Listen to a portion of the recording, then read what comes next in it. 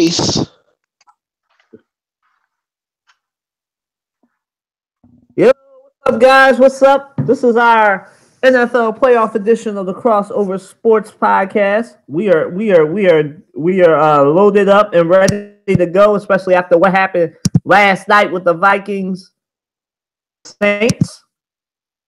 I'm rocking out with Teroy and Matt. I know y'all haven't seen Teroy in a while. It's been like 3 months since that man's been on because of work and everything, but hopefully he'll be able to be on more. So, Teroy, go ahead and reintroduce yourself to the audience. My name's Teroy. People call me T. I'm a fanatic sports fan. Want to be a sports broadcaster. Do a little journalism work here and there. Just happy to be on and be able to give y'all my opinion.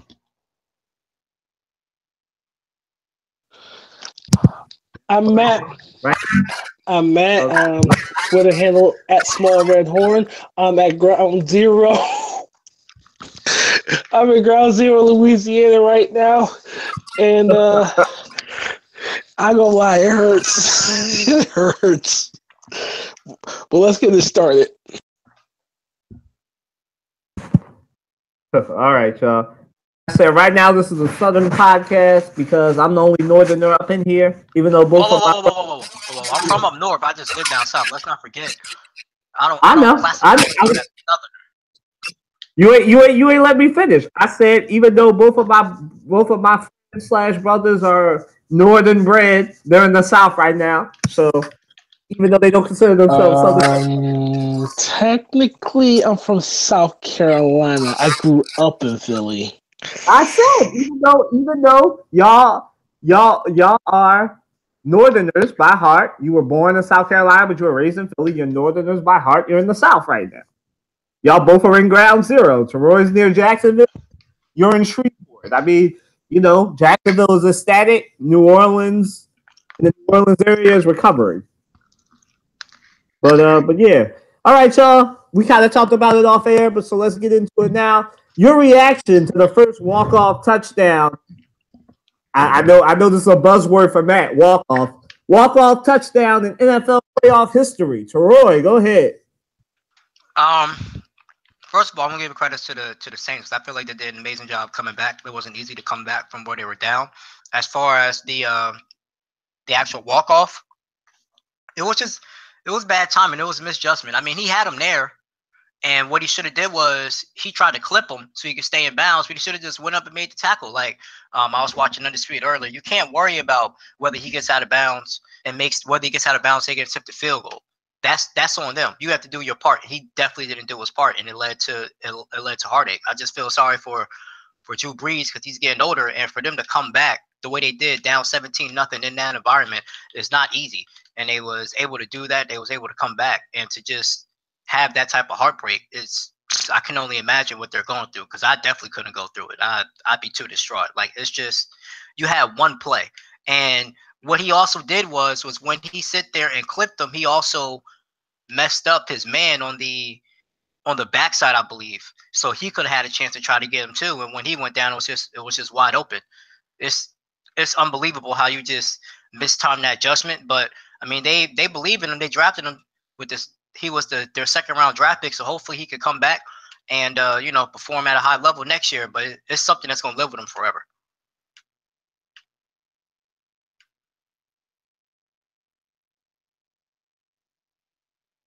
Matt?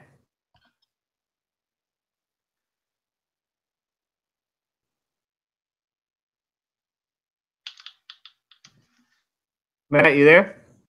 You must have stepped out. Okay. No, I ain't scared you. I had to step out for a second. All right. Look,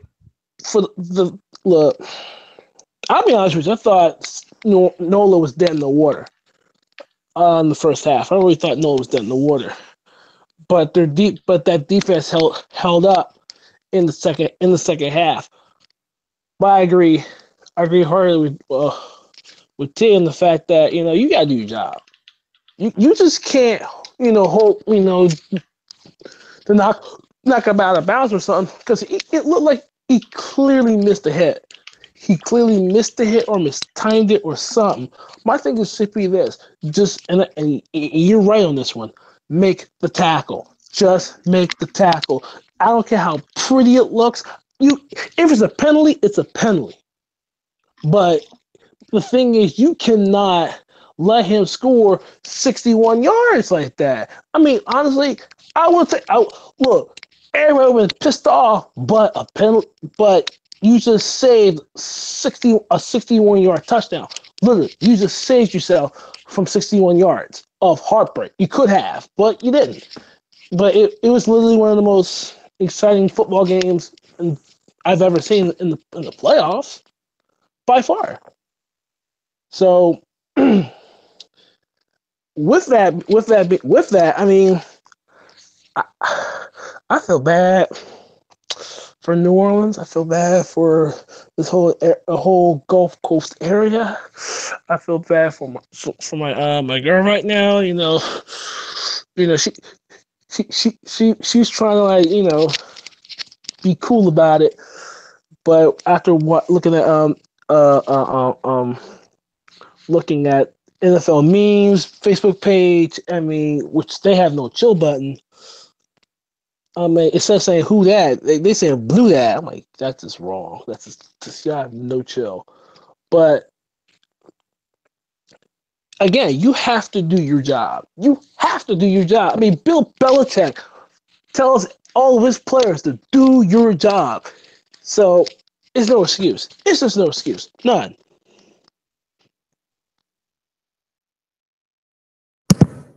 I mean, yeah, my T and Mac Attack really said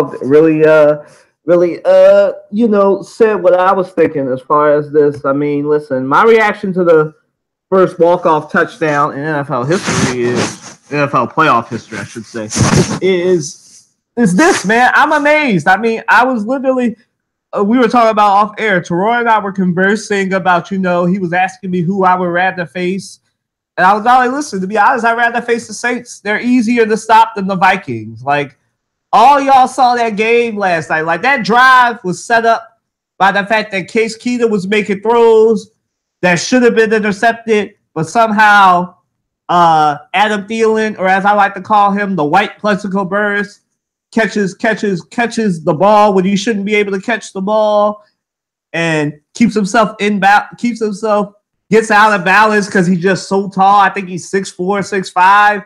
Like, what can you do, man? He was basically, as we would call it, as black culture calls it, he was bossing the Marshawn Lattimore, and that's a great quarterback. Like, he only a rookie, but he's one of the premier quarterbacks in the NFL. And he was just sitting there saying, "Oh, you too small. Give me this ball." That's essentially what he was doing to the quarterbacks of the New Orleans Saints. And to be honest, and I'm sorry, you Saints fans, I don't mean to rub it in, but I gotta be honest, like, that first half, it looked like the Aints were playing. It wasn't the Saints that were playing in the first half. It was the Aints. Then the Saints showed up in the second half. And listen, I'll be honest, I counted the Saints out because they just looked like the Steelers looked when they were getting dogged by Teroy's area's favorite football team, the Jacksonville Jaguars. They just looked tired. They looked overmatched and outplayed. And to their credit, they came back. But my reaction, you trying to get me killed? You trying to get me killed, or you trying to get me killed? I apologize, man. But listen, like, they came back though, and to clean this up, they came back. I'll give it to them. They came back for all intents and purposes. They should have won the game. I'm sure Malcolm Jenkins was salivating, getting ready to play his old team, right? And everybody in Philadelphia in the tri-state area, we all thought we were going to see the Saints. We thought we were going to be able to redeem ourselves. We thought we were going to play the Saints, but nah. Boy misses the tackle. He doesn't do his job, as my brother eloquently put it. But you know what? I gotta be honest. And seeing the replay, yeah, he should have did his job, but he had very limited options for where he was. I think a lot of people said that he was scared because he didn't want to get a penalty But at that point, I would have just taken the penalty, man. I would have pushed them out. I would have did something, man. Because you know what? Getting the penalty is better because they had no timeouts. They had nothing. Like getting the penalty and having the field goal with the kicker the Vikings got is like it was like 40-20. Like he was not gonna make that field goal, most likely, with all that pressure on him. But you know what? He didn't have to. Stefon Diggs caught the ball missed the tackle, and took out Marshawn Lattimore at the same time, and there was nobody behind them. This is why you don't play man on plays like that. Hit Jim Schwartz. Don't play man against the Vikings if it's like 5 seconds left and we're up by 3. Do not play man against the Vikings. Don't blitz. Don't do anything. Hit. Don't do it. And Clarence Taylor III. Listen, don't do it. Listen, you. I was telling because I don't think I saw Trey at church yesterday. I was telling all my friends that were listening. I was all like, listen, I was surprised the Eagles were playing zone instead of man because I know Jim Schwartz is a man coach. Don't ever. We are playing basketball players that are wide receivers. Don't ever play man in your life against the Vikings come Sunday. Play zone, double team Thielen, triple team Thielen. Put an offensive lineman on Thielen. Make sure he has no chance of ever catching the ball. My reaction to this play is, and then I'll let Trey go. My reaction to the first walk-off touchdown in the NFL history is it's BANANAS. Borrow a phrase from Gwen Stefani. It was crazy. I'm never live Facebooking again whenever the Vikings are playing and it's 2 minutes and it's like less than 2 minutes left in the game. I'm not doing it no more. I was wrong. Even though I swore they were going to lose, I had it on Facebook. Everybody called me out on it, even though everybody else knew that they had about the same chance of making it as I thought they did. 0. Go ahead, Trey. Ironically, I almost missed the that part of the game because I was watching it and I fell asleep probably around I fell asleep right after Sean Payton did that second challenge, I think, and he lost his second timeout in the second half. And I was like, man, this guy is about to screw himself over. And then, you know what? No, I fell asleep right after they scored that touchdown and took the lead. I wake up, it's 24-23 or whatever the score was. And I woke up just in time to see that play. And as you said it, Colin, it was bananas. Because I didn't expect that to happen at all. Like, I mean, I thought my original pick was the Vikings, but I didn't expect it to happen like that, And I don't know if you guys have probably already seen all the memes no one did started with Marcus Williams, because I mean all he had to do was wrap up, man. Wrap up Stefon Diggs, and the clock was going to run out because the Vikings had no more timeouts, and there was only by the time he had caught the ball, there was only like 3 seconds left on the clock. So but it was a crazy play. Like I just sat there for about 30 seconds with my mouth wide open in disbelief because it was just that wild of a play. But if as an Eagles fan, though, I'm looking forward to it because I'd be honest, I'd rather go up against the Vikings than the Saints.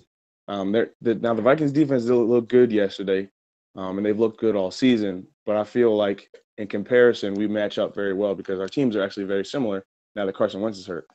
You got 2 quarterbacks that are backup quarterbacks. I think Case Keenum is a little bit better than Nick Foles, but they're very similar. And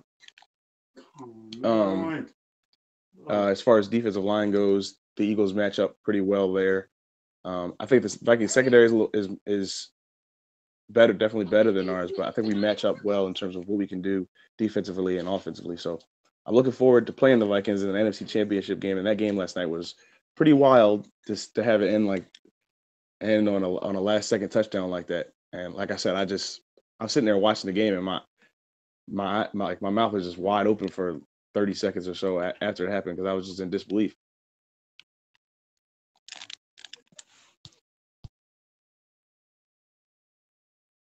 I'll just say it like this because I put it on Facebook. I think this is a great way to sum it up. I thought the Minnesota Vikings became the Atlanta Vikings, the Georgia State Vikings because the way they blew that lead, it reminded me of a team from Georgia. Didn't matter if it's the Falcons, the Georgia Bulldogs. Not to rub it in any Georgia Bulldogs fans. Thanks for listening. I apologize. Sorry for your loss. But whatever. Moving right along to the next question. So guys, are the Vikings lucky or good? Go ahead.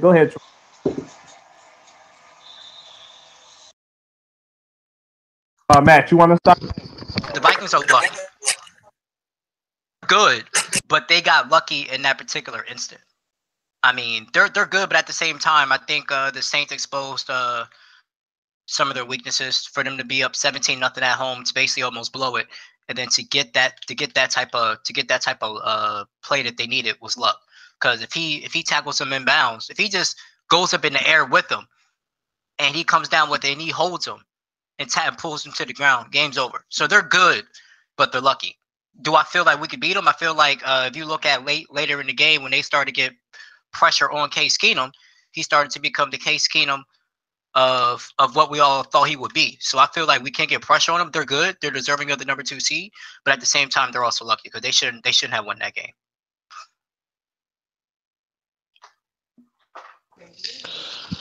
All right, let's put it this way, right? Can the Eagles beat the Vikings? Short answer, yes. However, it's that offense I'm concerned about, particularly those receivers. But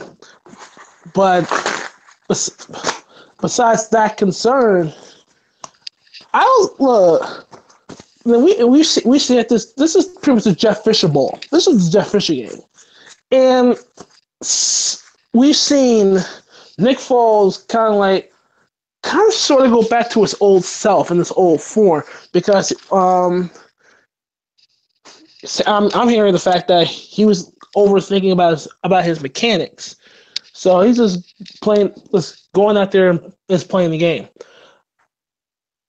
I see no problem. I see no issue as far as handling the Vikings, though it's going to be very close. Like Roy says, they're a good number 2, but the Eagles deserve that number 1 because of their defense. That defense is something every team should be worried about, particularly against the run.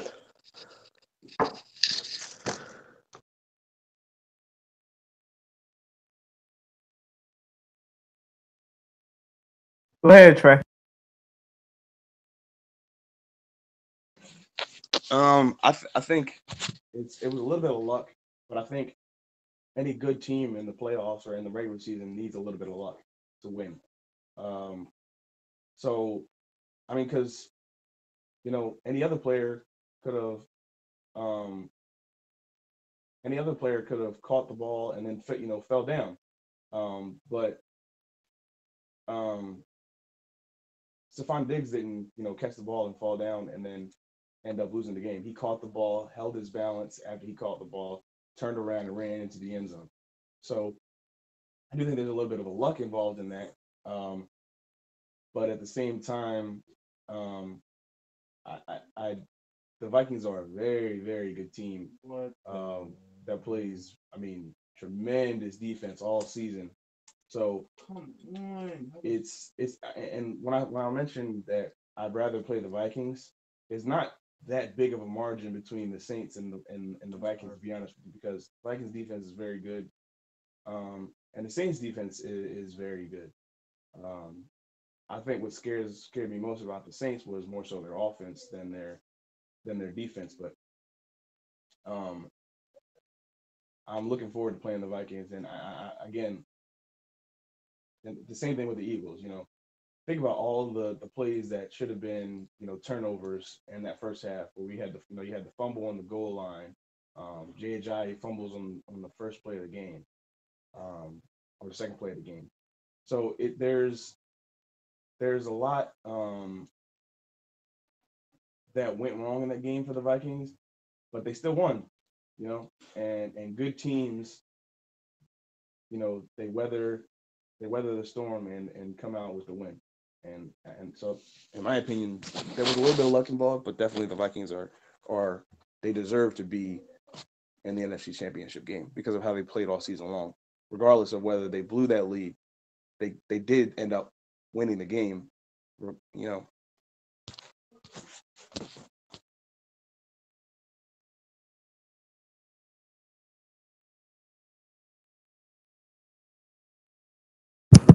Yeah, I mean, I think that the Vikings were very lucky. I mean, like Trey said, and like Troy said, and like Matt said, they're a good team. Like obviously, and as I just expressed earlier today, like and off air with Teroy and anybody who are listening, Matt as well. Like I'm confident in my Eagles. Like as I told Matt, I'm 60-40. I 60% believe that they can win. Well, wholeheartedly, but against the Vikings, it goes. If it was the Saints, I'd be even more confident. I'd be like 90-10. Yeah, we definitely gonna win because the Saints, to me, are an easier team to stop than the Vikings. Like the Saints, the only problem with the Saints, as I told Teroy, is Alvin Kamara, and we all know what beats the Eagles is a mobile quarterback, which Case Keenum isn't, a mobile quarterback, and a very, very fast and multifaceted running back. And that is exactly what the Saints had. The Vikings don't have that. They don't have a multifaceted running back that can like catch the ball and make us hurt us. That would be Dalvin Cook, but he's not playing. So, you know, that's not something that I worry about with the Vikings. What I am worried about with the Vikings, as I told Teroy and I just expressed on this show, is their basketball playing. There should be playing basketball wide receivers, Stephon Diggs and Adam Thielen. And I'm not sure in their background if any of them played basketball, but I know they're tall enough to have played basketball because I know at least Adam Thielen is about 6'4", 6'5". And I have to be honest, I have confidence in Ronald Darby and Jalen Mills. I mean, they did the job against Julio Jones. And Julio Jones is a way better wide receiver than Adam Thielen or Stephon Diggs. Like, I surely have confidence. But because they're both 6'3", 6'4", 6'5", I'm a little bit upset because I think our tallest cornerback is Rasul Douglas, and I don't think I might be butchering his name. I know his last name is Douglas, and I think he's our tallest quarterback. And somebody can correct me if I'm wrong. I think he's 6'2". So if our tallest quarterback is 6'2" and everybody else is about 6 foot 5'11", 5'12", like I'm a little bit apprehensive about. Dude, 5'12" is 6 foot. I'm sorry, 5'11", 5'10". I think everybody else. I know Darby is at least 5'10", and I know that Jalen Mills is 5'9". So I know that. So I know our main two quarterbacks are 5'9", 5'10", and I don't know if they're going to play Sidney Jones because I don't think he played. Somebody can correct me if I'm wrong. I know he suited up, but did Sidney Jones play? I think he's 6'2". Did Sidney Jones play on Saturday? Somebody can correct me if I'm wrong. I know he suited up, but I don't think he played. Did he play? Sidney Jones for the Eagles did not play, nor suit up. He did suit up because I saw his jersey in the pictures. He did suit up. They just didn't let him play. So, like, unless they're gonna bring out Sidney Jones to be the slot quarterback to play Thielen all day, I really am apprehensive about this. But I'm confident in my Eagles. I believe in my Eagles. I believe that if Jim Schwartz can play zone and not man, I believe we can do it and we can beat them. But I'm just saying because I'm not worried about Latavius Murray. Because I believe Fletcher Cox and them got the medicine for him. I believe they got the medicine for Case Keenum. But our front seven is not playing in the back starting Adam Thielen. And I really hope that we can do it. I know we can do it. And I think we'll beat them. But I think I'm sorry, I'm far off the topic. I definitely think the Vikings were really lucky. I mean, it's definitely luck that he caught that ball and then the ball missed that tackle. I mean, the catch was skill. The luck was the bull missing the tackle and taking out himself and Marshawn Lattimore from the play. And that definitely they're definitely lucky on that instance. Okay. How should so on to the next question? How should the Saints feel, guys? And Matt will be back. Matt's coming back. But go ahead, Teroy. How should the Saints feel?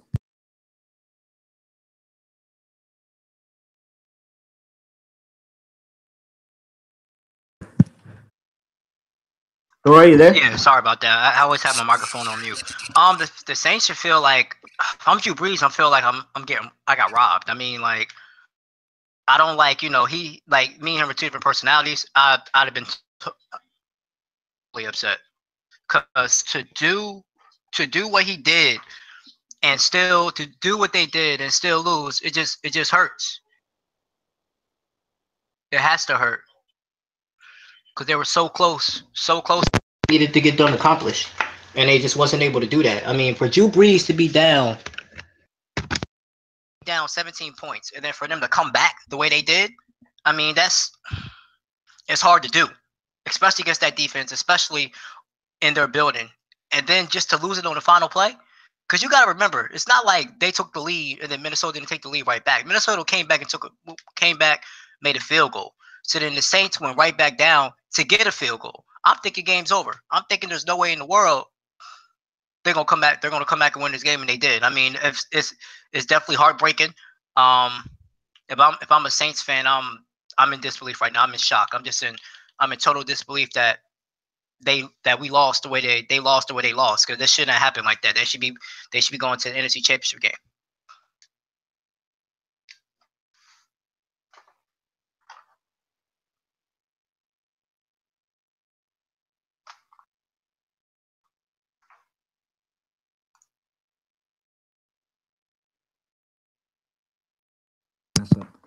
Go ahead, Trey.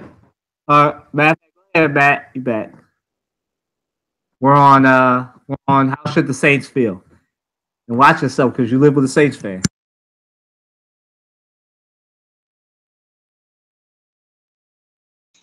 I'm gonna keep it general.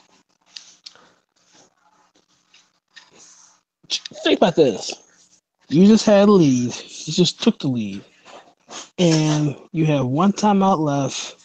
You kick it off deep in the end zone, right? Your job, you're about a minute away from scoring the whole thing, right?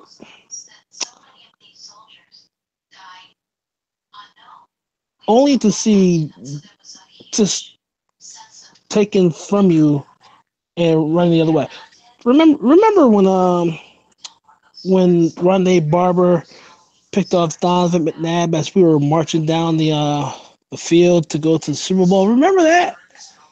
That's the same feeling that everybody here is feeling, or any other same fan for that matter. They feel just the same pit in your stomach when Donovan McNabb threw that pick to Rondé Barber in the NFC Championship game in the last game of the vet. Think about that and let that sit there for a moment. Mic drop.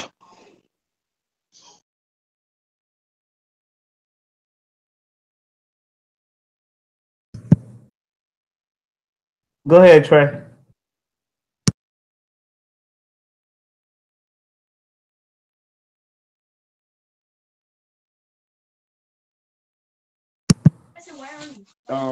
The Saints are in a position, and the crazy thing is that I really, really like the Saints. If I were an Eagles fan, I would probably be a Saints fan. And it hurt to see Drew Brees, lose a game like that. But at the same time, the best scenario for the Eagles is that the Vikings won. So the Vikings, the Saints. I mean, rightly so. They should feel. I mean, it's only natural as an athlete to. Are you kidding me? It's only natural.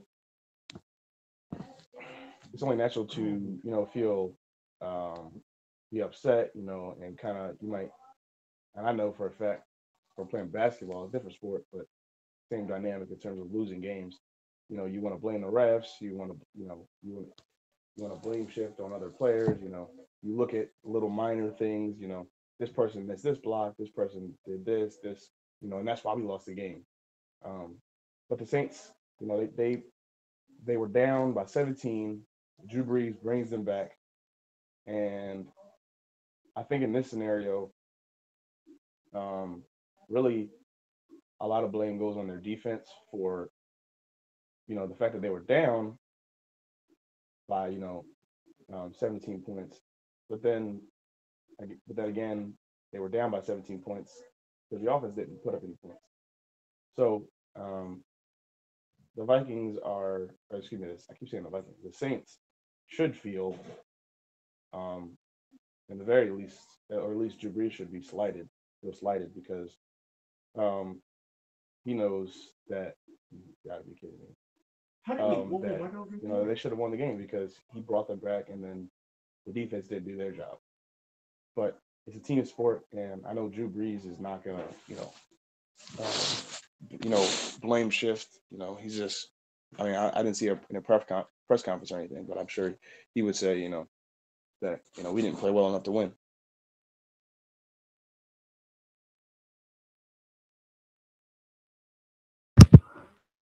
All right. The Saints should feel. They should do like what any team does after they lose a game they should have won. Man, they should feel bad today. It's all right to grieve today, but you got to move on. You got to move on and enjoy yourself after this. Now, I mean, the person who's going to feel the worst, obviously, is not going to be Drew Brees. It's going to be Marcus Williams, the kid who missed the tackle. He's going to feel the worst, and he's only 20, 21. He's got the rest of his career to look forward to. But you can grieve today. You can be sad because obviously, as I said, everybody in this podcast, I believe, we all thought we were going to see the Saints this Sunday and not the Vikings because nobody outside of Minnesota thought that the Saints had a chance. I mean, not the Saints, the Vikings had a chance of coming back, and that just, like I said, is bananas that they're even at this point. It's very much, as we all said, they're very much a good team, but who had some luck, and sometimes, as the saying goes, it's better to be lucky than to be good. And they got very lucky, and so the Saints should feel like they had that game, but I feel like they should feel like if it wasn't for Drew Brees in that defense, because if the defense had played better, they probably would have had a better chance, and they probably would have never came down to that against the Vikings. And unfortunately, it did. And Marcus Williams missed the play. There's always somebody who's going to be the person that gets the blame. But Drew Brees did all he could to bring them back. And if it wasn't for a missed tackle, they'd be in the NFC Championship, having a chance to go to the Super Bowl. And that's really all it comes down to, man. I mean, listen, we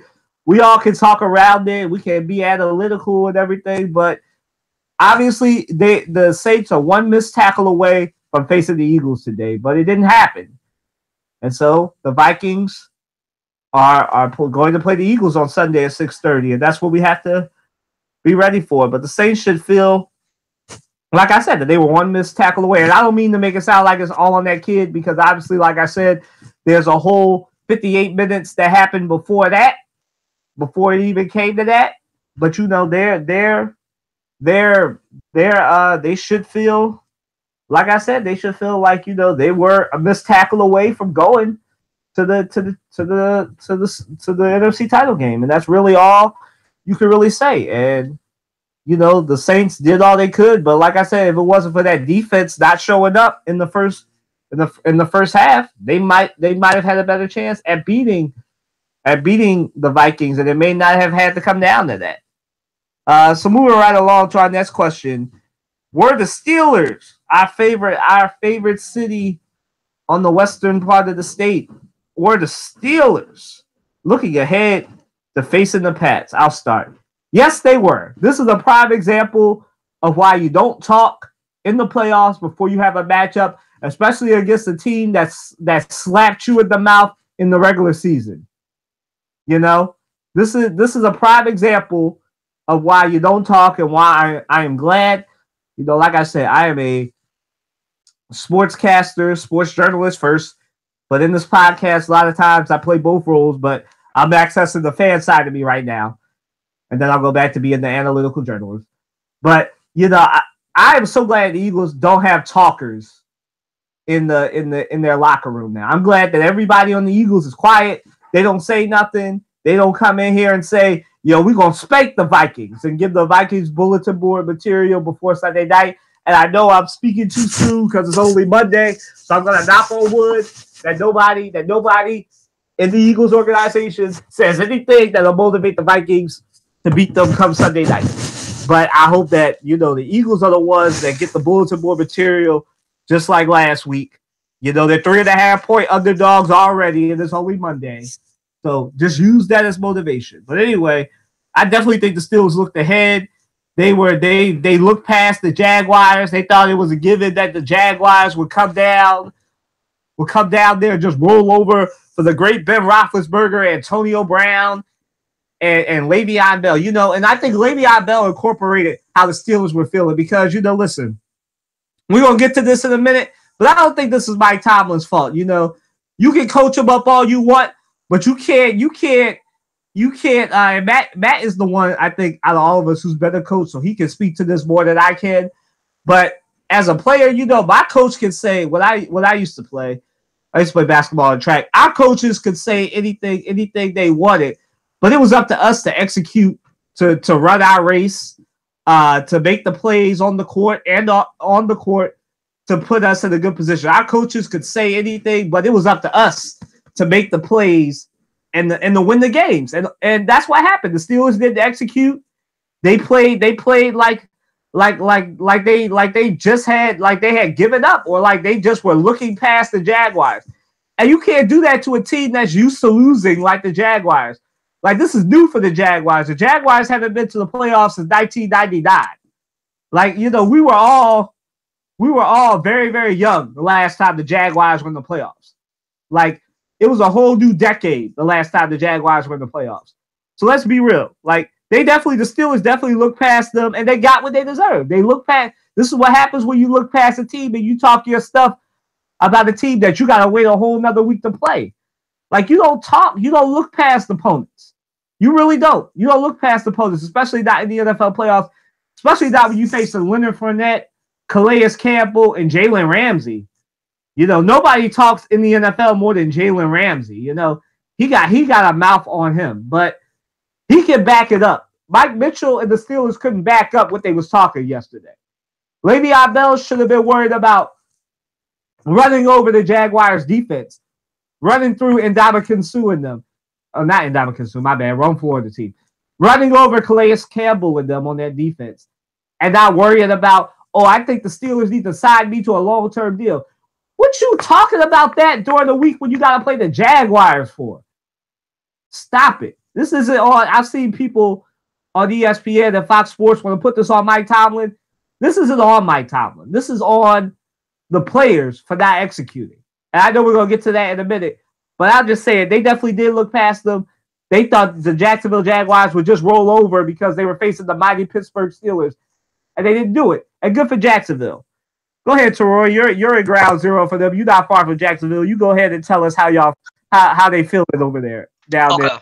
So before I get to that, I don't think they looked past them. I just think they didn't stick to the game plan that got them their 13-3 record. I remember because Steelers are my second favorite team, so I remember watching them when they came into Jacksonville came into Pittsburgh the first time, and it was the same formula.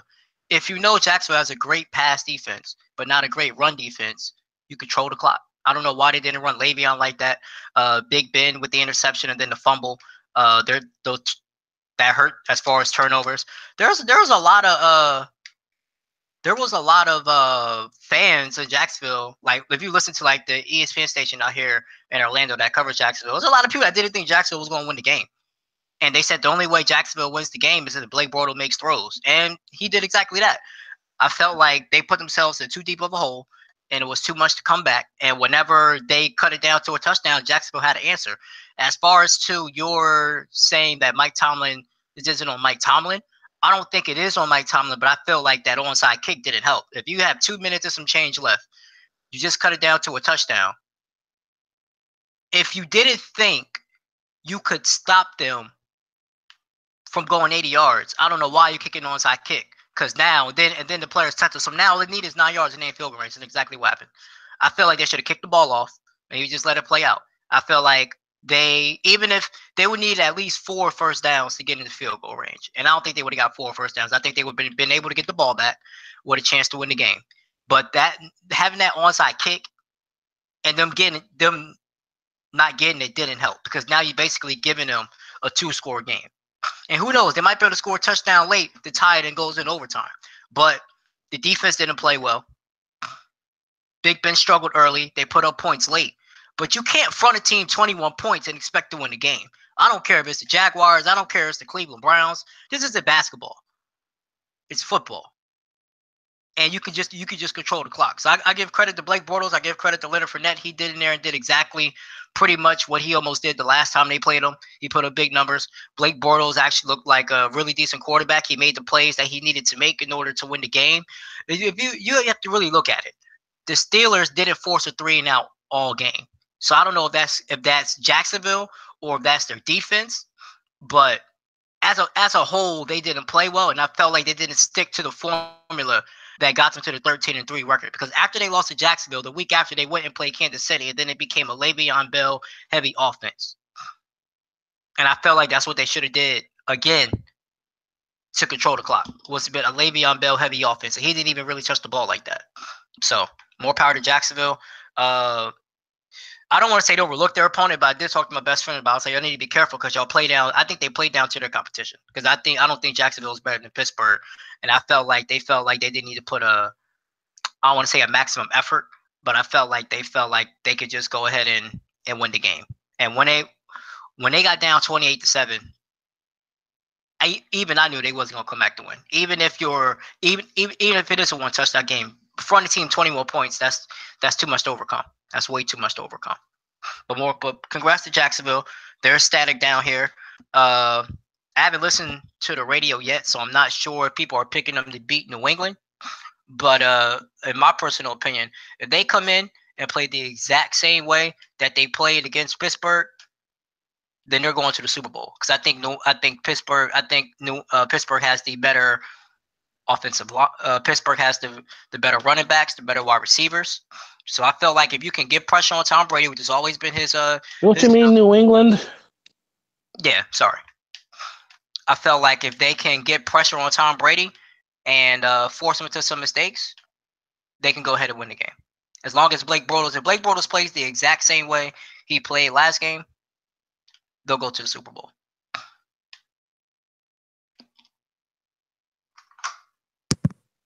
Matt? One thing you do not do in any sport, I don't care, football, baseball, basketball, hockey, soccer, I don't care what it is, you do not play down to your competition. That's number one. Number two, if there's any blame to place, I place it on Mike Tomlin. Game situation. It's about game awareness. You know full well you just scored a touchdown and you need another score. You need another touchdown anyway. And, it's a gutsy call, but you have all your time. You have pretty much all your timeouts plus a 2-minute warning, or all 2 times plus a 2-minute warning. Trust your defense is pretty good, and it's been holding its own late in the game. And instead of kicking it off like any sane person would do, Mike Tomlin took the John Wayne approach and said, we're going to get it back one way or another, and look what it cost you. Not only field position, but the game. And the name of the game in football is field position.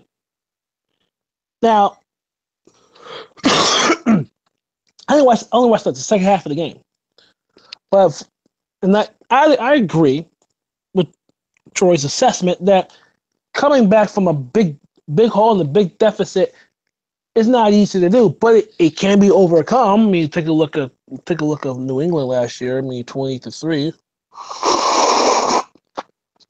but a league can be overcome.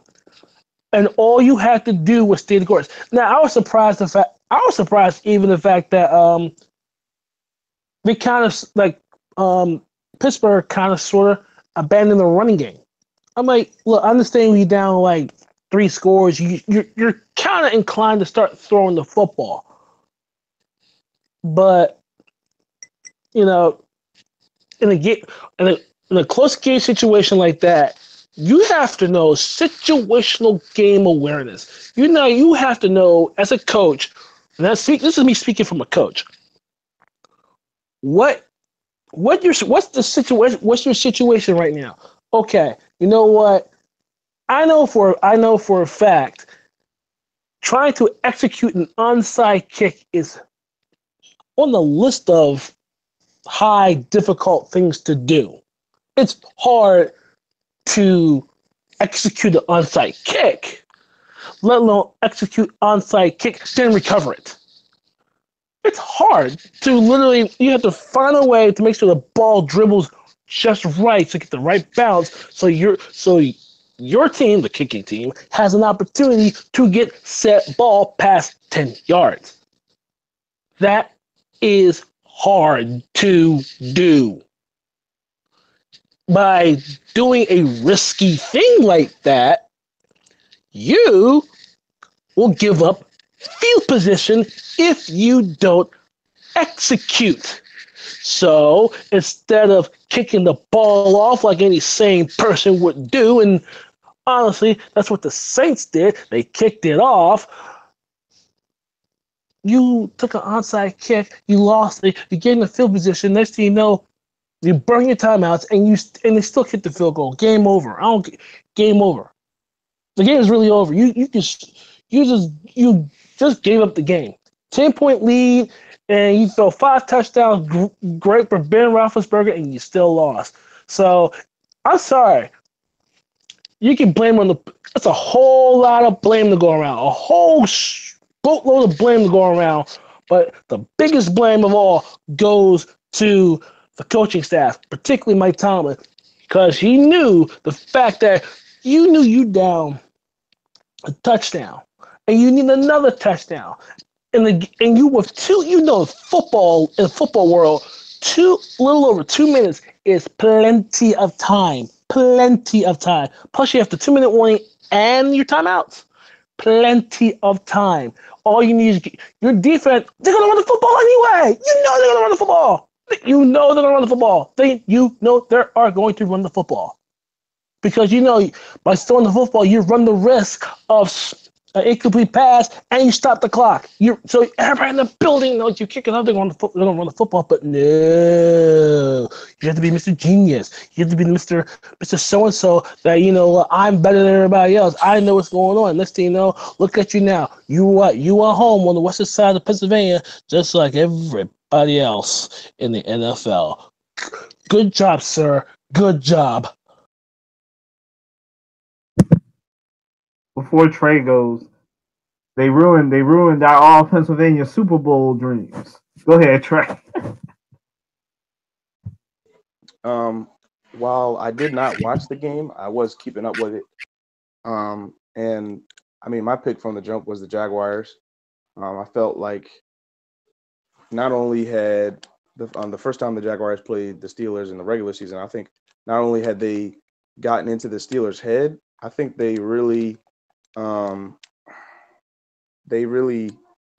only did they beat the Steelers, they really got into the Steelers' heads and beat them not only physically but mentally. And so although that game ended up only being a 3-point game, it was clear that the Jaguars had beaten the Steelers mentally. It looked like they were going to be able to come back, but it just the Jaguars defense. And the funny thing is, people all year long they got on the Jaguars for one of their biggest weaknesses on defense was their run defense. And ironically, the Steelers didn't really run the ball at all yesterday, and which is really surprising when you think about game planning, because when you're game planning, you're looking at the other team's weaknesses and you say, okay, let's target their weaknesses, whether it's a certain player, whether it's a certain facet of their defense, you target that player or that facet of the other team's game. It surprised me that they didn't really run the ball that much. And the other thing that surprised me is that you would think that the more experienced, in this case, even though the Jaguars match up pretty well in terms of being able to stop the Steelers' passing game and force, you would think that what happened is in this game is that the Steelers would be forced to run the ball more because they're not able to pass the ball. But also you would think that the more experienced team also in this case would win, even though you say, I feel like the Jaguars have the personnel to beat the Steelers. Experience trumps, in some cases experience will trump, some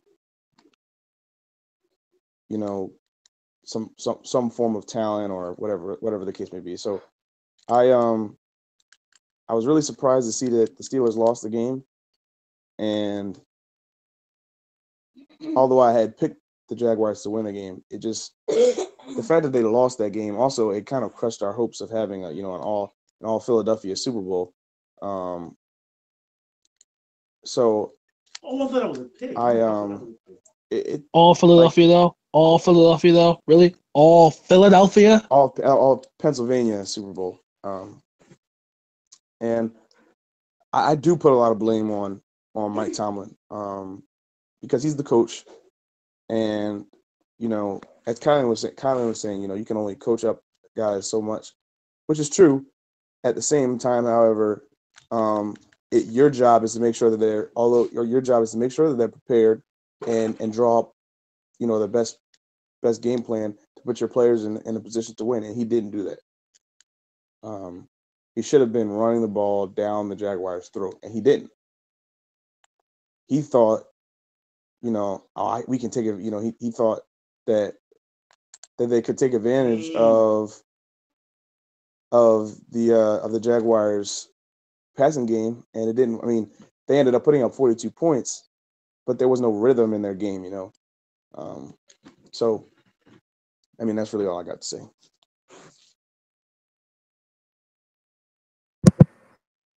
All right. Well, we kind of answered this. I think most people think they answered the next question is Mike Tomlin, but is the loss on Tomlin, Ben, or the team? I'm going to say that the loss, ironically enough for me, is on. Was not obviously. Okay, let me run through this. To me, I think it's 60% Tomlin, 10% Ben Roethlisberger, and 30% the team. But for me, the majority of the blame, even though I just did that percentage, I'm about to just renege on everything I just said as far as percentage wise. But I think this loss is on the team and I'm including Mike Tomlin in this by saying it because you win as a team and you lose as a team. And, like everybody just said, it's on the coaching staff or not. I know most people on this podcast will probably say it's Mike Tomlin. But, I think it's on the team, and specifically the people who this is on is, it's on the defense because the defense didn't play well. They played like crap the whole game. Like the Steelers just could not stop the Jaguars. Like, if you put a list, if you told me a list of quarterbacks that would carve in the AFC that would carve the Steelers defense up, I would not have picked Blake Bortles. Blake Bortles was not on my list of people who I thought was going to carve the Steelers up.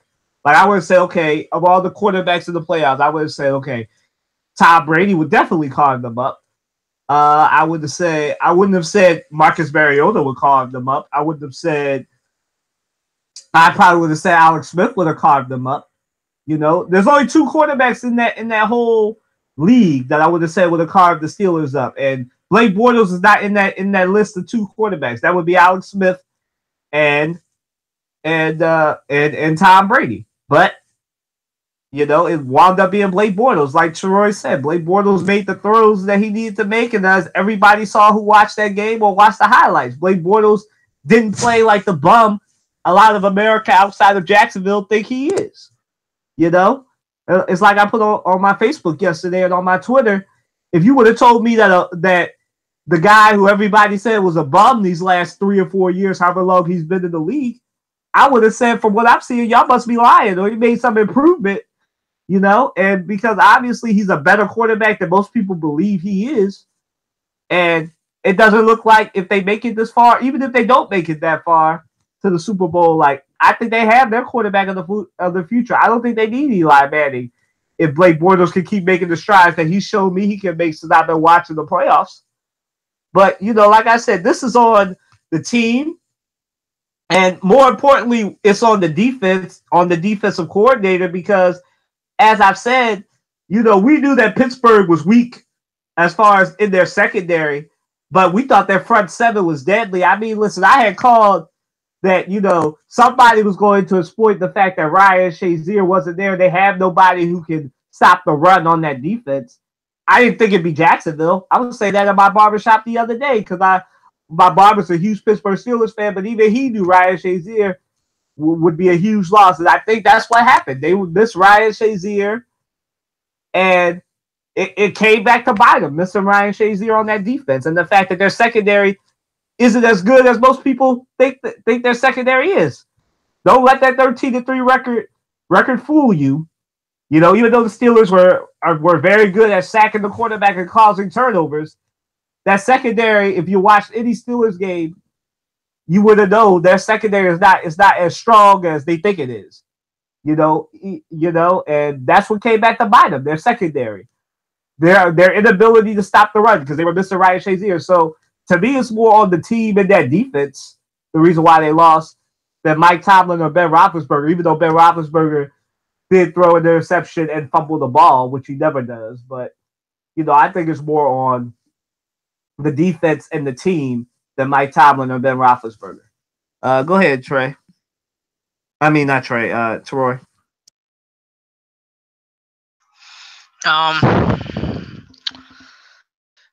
Who do I think it falls on more? I mean, it goes equal blame, but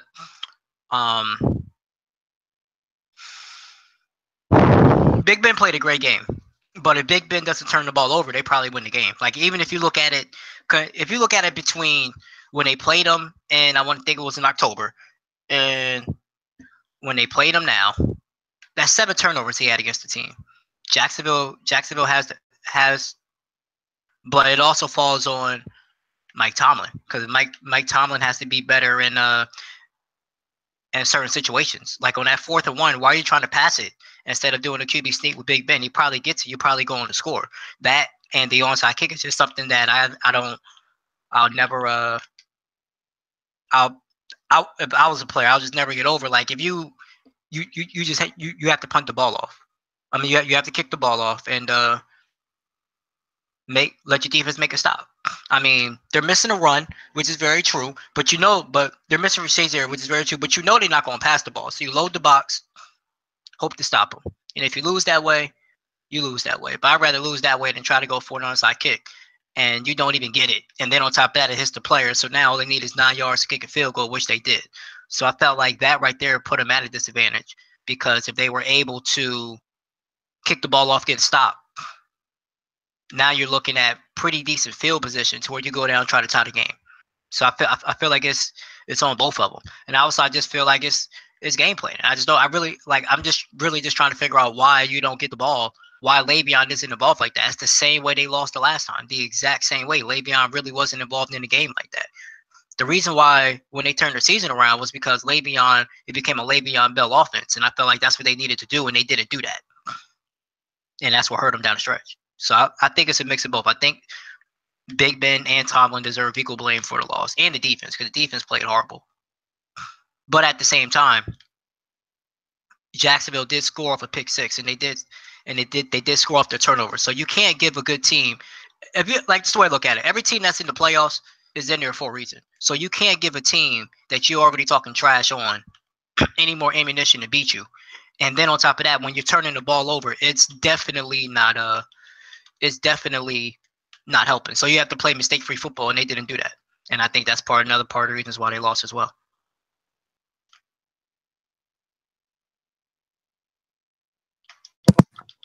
Matt, Coaching. I'm going to say it again. Coaching. I said it earlier. Coaching.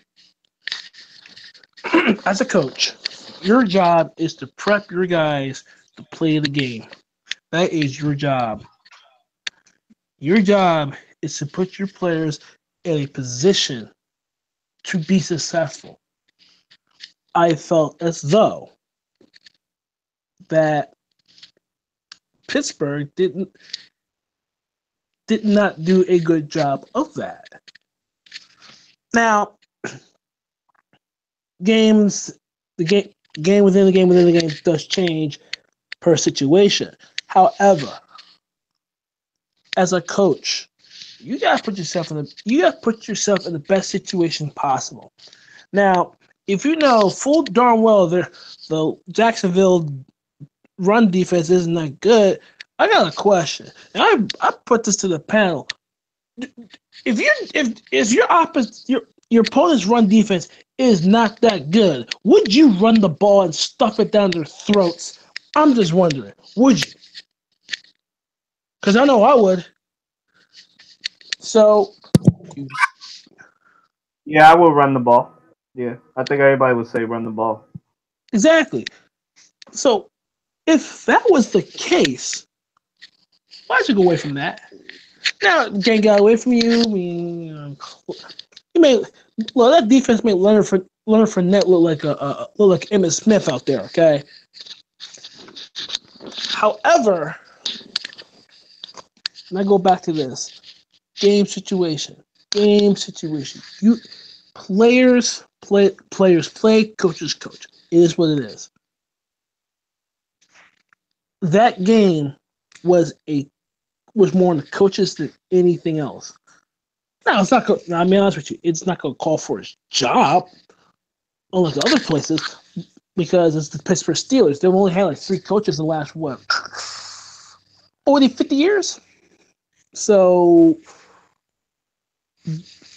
that's not changing. But what has to be magnified is the coaching decisions that were made. Now you can blame Big Ben. You can blame Deke. There's plenty of blame to go around for everyone, everybody, everywhere. Plenty of blame. But my biggest blame goes on the coaching staff because of how the coaching was. I mean, player execution is another different story, but it goes on the coaching staff, and that's why I put majority of the emphasis of the blame that I'm dispatching. It's on the coaching staff. That's where my head is. Right? I kind of mentioned it in what I was saying before.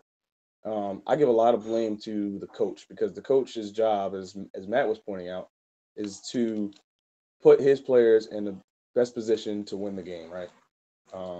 And Mike Tomlin has been getting the line for this for years now. Is that the culture in Pittsburgh is very in some cases it's volatile, you know. You have Big Ben throwing people under the bus, you know. So it's. I think Mike Tomlin has to do a better job of creating a culture where, I mean, he does have, or Mike Tomlin has one Super Bowl, but I think Mike Tomlin has to do a better job of preparing them mentally.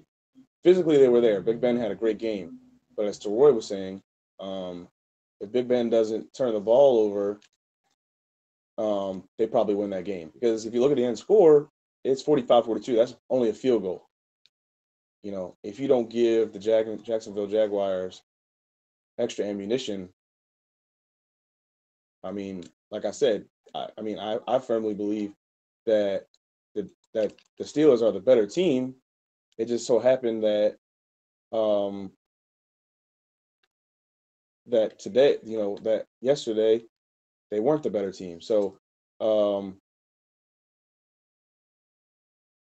it definitely falls on Mike Tomlin. And obviously, you got to put some blame on Big Ben because he's the quarterback, and he did have some key turnovers towards the end of the game. So, but again, football is a team sport, and so the blame there's blame to go around to everyone, and unfortunately, the Steelers weren't able to come away with a win.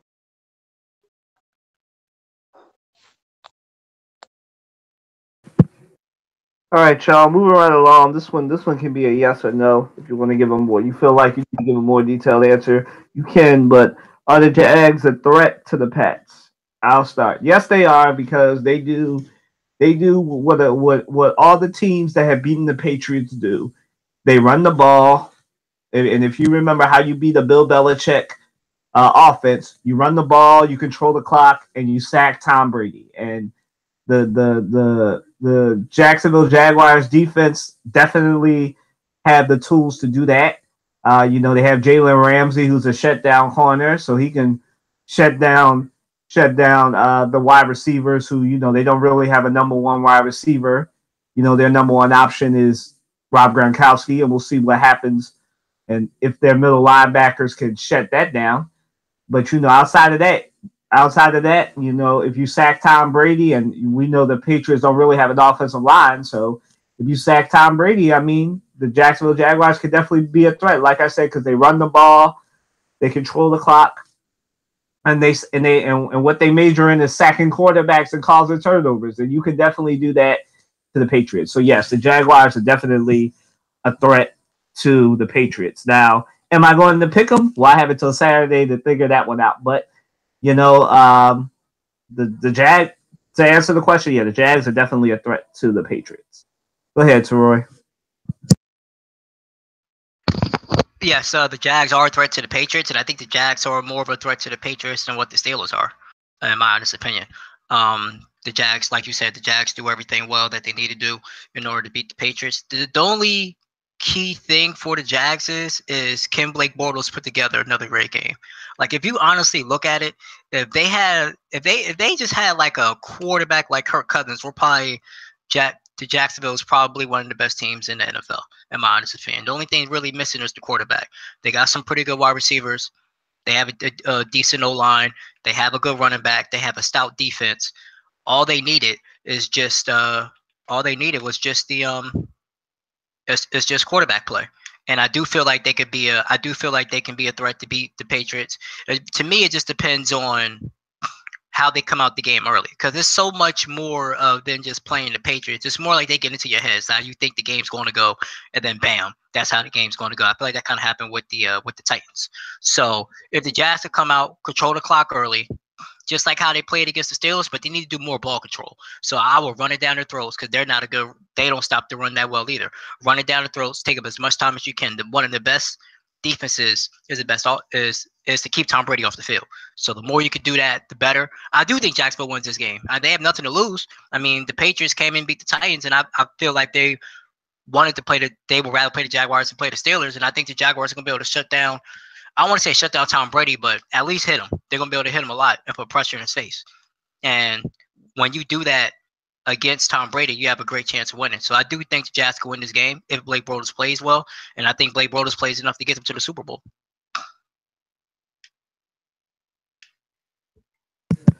All right down the line. Go ahead, Matt. All right. Honestly, at this point, and it may change midway through, I'm gonna stick with the default answer. unless you can prove to me otherwise. The New England Patriots will do what the New England Patriots will do. Break you down and dominate you. That's what they do. Um, the best way to beat said Tom, I don't know what age you are, Brady, is you rush him. You rush the quarterback, you put pressure on him, everything else. But you have a big party animal, and I'm so big you can't contain me, Rob Gronkowski. You know, that's a whole nother story. But as of right now, I mean their defense do have a little bit some holes, but I'm sticking with the default answer until I do more research on it. But my default answer is going to be the Patriots because they're the champs, man. They're the champs. They're the champs. We all wanted to see Steelers Patriots. We all wanted to see it, but guess what? We got Jags and Pats instead. Jags and the Cheetahs. That's right, the Cheetahs. Yeah, the Cheetahs. So until then, my default answer is going to be the Pats. I mean the Cheetahs. The Cheetahs. Masquerade in zebra clothing. Yeah, those guys.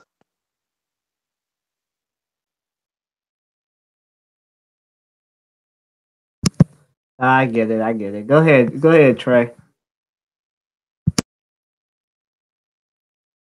Um, are we on Super? Were we on Super Bowl picks? Don't get me shot. Now we on. Are the Jags a threat to the Patriots? Oh, okay. Well, yeah, I would say think about this. The Jaguars' strength is their pass defense, right?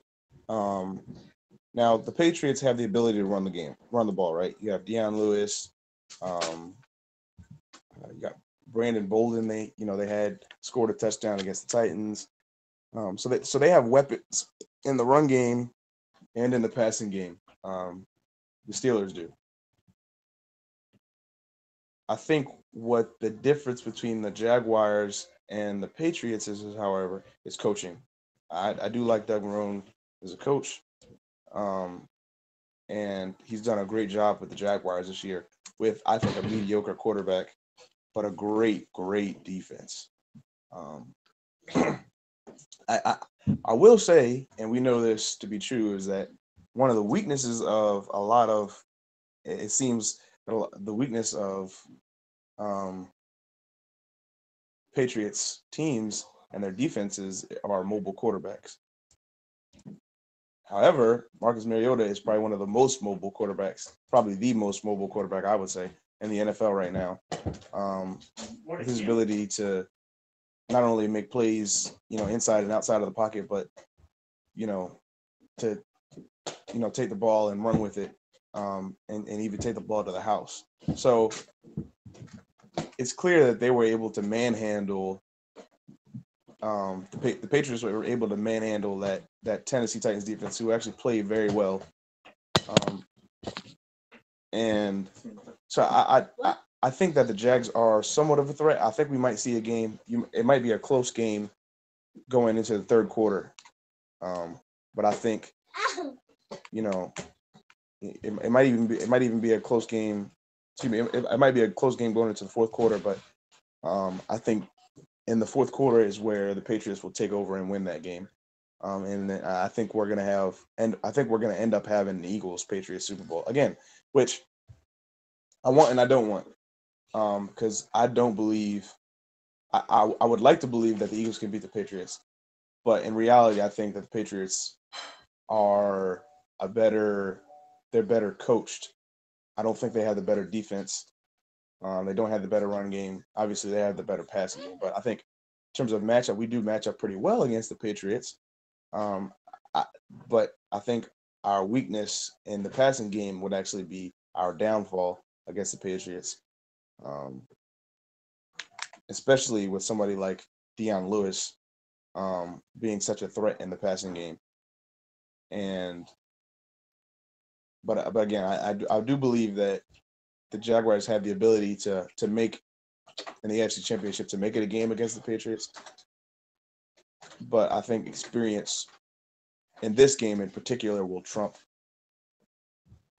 any advantages that the Jaguars may have over the Patriots.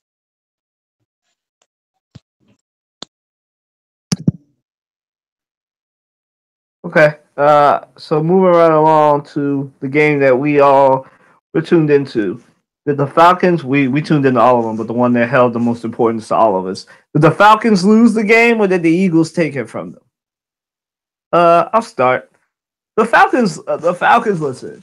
The Falcons had much like the Saints, they had every opportunity in the world, and it came down both of these games in the NFC. This is why I've always said the NFC is more competitive than the AFC, and hopefully this will be the year that an NFC team will knock off whoever it winds up being, the Jazz or the Patriots. But like I said, the NFC is way more competitive than the AFC. But this game came down to the defense of the Eagles. The Eagles' strength, the defense. And the Eagles took this game from the Falcons. The Falcons didn't lose it. Yes, Julio Jones slipped and everything, but the Falcons did what Georgia teams do. They choked away a lead. Like they had every opportunity. They had 2 turnovers against the Eagles, and what the Eagles did was Nick Foles did what Nick Foles does. What a good quarterback does. He didn't turn the ball over. He fouled himself. He had a really good game. He scared me a little bit. And I'll take you into the Watson household when that pass went off that guy's knee. I was all like, oh God, oh God, oh God, oh God, oh God, oh God, oh God. But Torrey Smith came down with it. That's what I knew. It was our game. We were going to win. And I stopped panicking. But I tell you, when the way Nick Foles started that game, I was wondering. I saw Carson Wentz on one crutch. I was wondering if Doug Peterson would tell Carson Wentz suit up because a one-legged Carson Wentz is better than Nick Foles. So I was thinking that they would bring in Carson Wentz. I wasn't one of those people that was thinking that, oh my God, if Nick Foles doesn't do well, they'll bring in Nate Sudfeld. But it's just like I said, the Eagles took this game from the Falcons. And the Eagles defense, to their credit, shut out the Falcons in the second half. And if they can do that to the Vikings and if they can do that to the Patriots and the Jaguars, I think we have a very strong chance at the Super Bowl. But for this particular game, last week in the frozen link, and not really the frozen tundra that was Lincoln Financial Field, but in the annals of Lincoln Financial Field on a cold night, the Eagles took the game from them, and that's hopefully what they will do to the Vikings come Sunday. But yeah, they took this game. To me, in my opinion, they took this game from the Falcons. Go ahead, Troy. I agree with you. I do feel like they took the game from the Falcons. I felt like the Falcons had the opportunity to bury us in the first half, and they didn't do it, and it came back to bite them.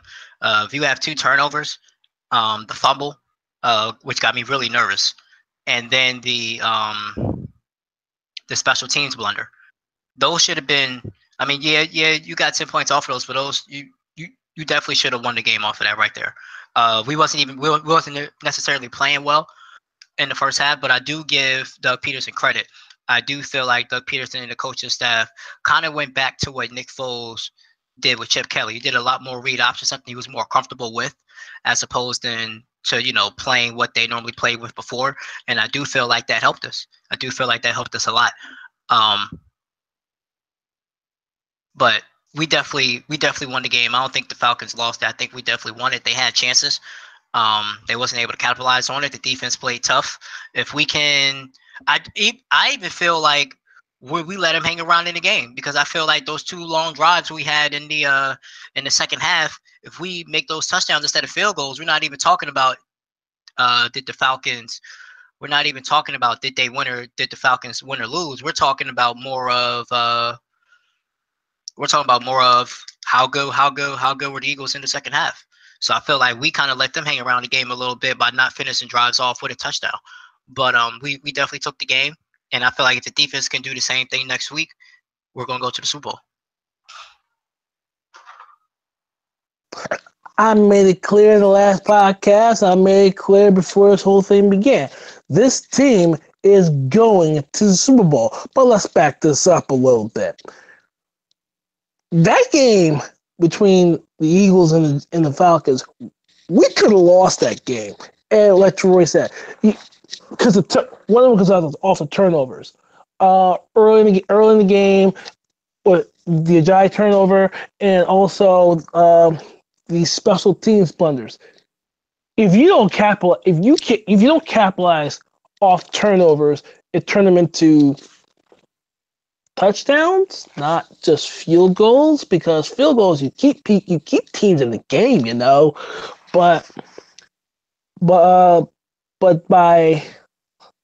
the defense holding their own, it kept us in the game. Defense kept us in the game. And I also agree with the fact that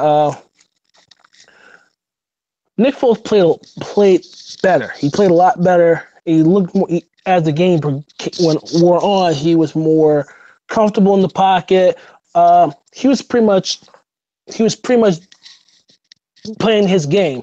It wasn't like Chip Kelly's speed, but he looked more comfortable. He looked like a quarterback versus Dirk on the headlights. I'm trying to get this offense down, but by him doing those rush pass options and also reading the defense to where you know what, I see something else, I can get out of that and go somewhere else. Nick Foles played better. He has played better as the game went on. But I will say this: if you ever, on the last play of the game, I looked at replay. Julio Jones should have caught that ball. Even though he slipped and everything, believe it or not, Julio Jones should have caught that ball. I'm gonna keep it a being. I'm gonna keep it a being with everybody on the Serious Podcast. We know he should have caught them. Should have caught it. I mean, I could not believe.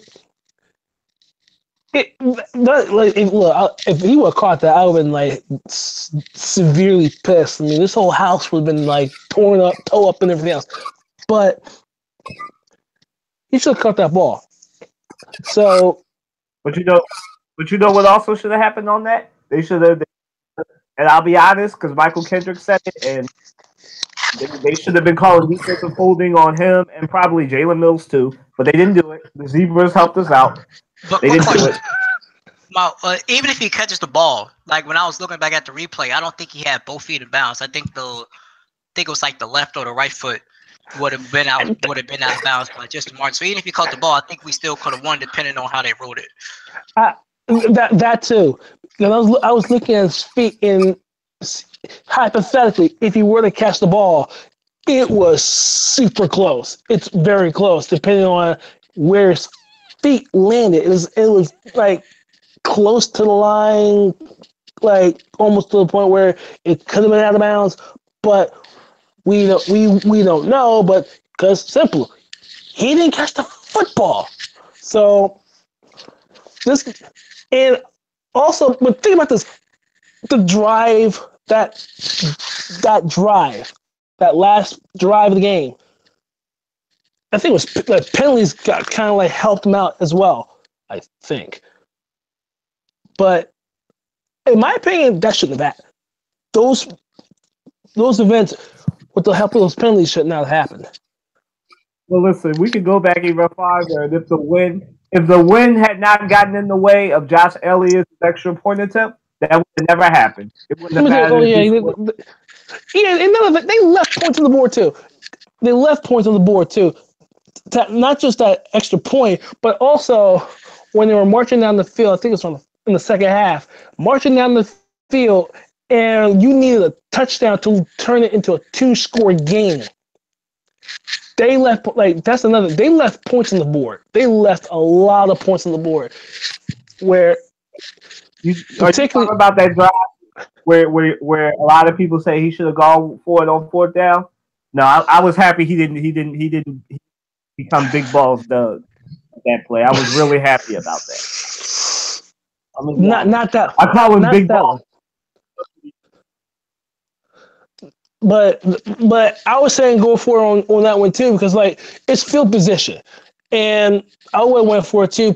Take LeGarrette Blount, just pounded it and see what happens. But hindsight's 2020. We'll take the points. But I'm talking about in the second half where you drive down the field, you get to the red zone, you get stiffed. That's where you left points there. So you're talking about what could have been a two-score game. Never mind the missed extra point early in the game. That could have been a two-score game right there, and that would have added more pressure on Atlanta versus going down the field. We need for one touchdown versus you needed two to win the game. So coming into this game, you make sure you don't leave points on the board. And there are times that look, I expect big balls Doug to come back out in this game but it depends on it depends on your situation, your personnel, and what the game dictates. But they left too many points on the board in that game. That game should be more. I would say a blowout. That should be at least 20. You blew 25 for 8, 9. You left at least 9, 10 points on the board. Honestly, should have been 24, whatever the hell it was. But they left points on the board. Bottom line.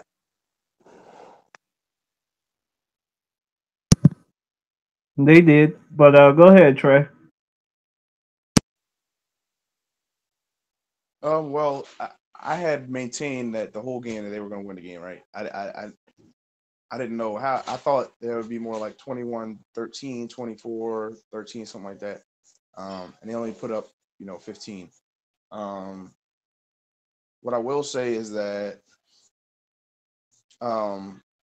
we played better in the second half, and I commend Doug. I mean, although we were down 10-9 at halftime, I commend Doug for the game plan he had. It was very Chiefs-esque. If you ever watch the Chiefs play, it's very gimmicky. A lot of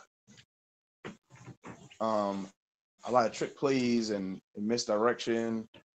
And that's what Doug Peterson did last night. So I think it was a very, very well called game by Doug Peterson last night. And the Falcons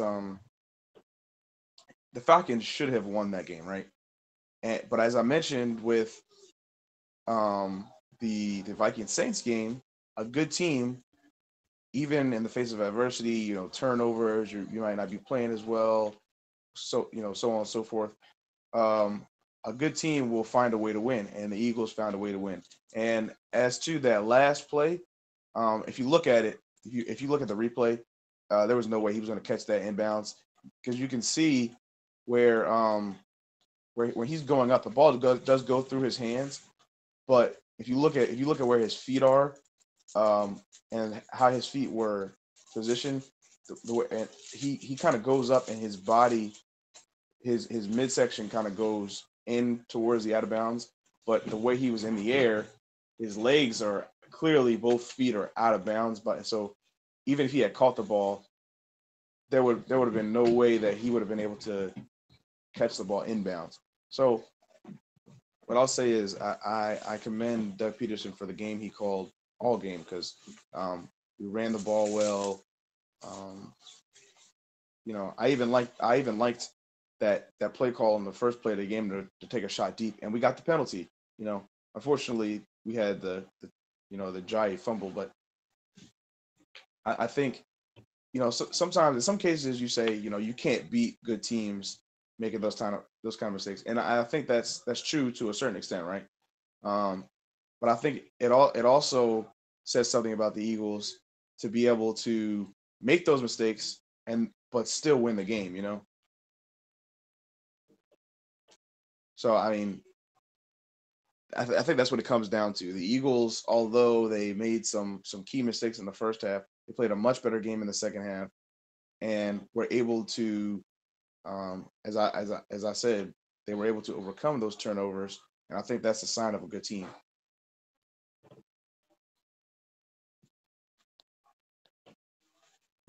Okay.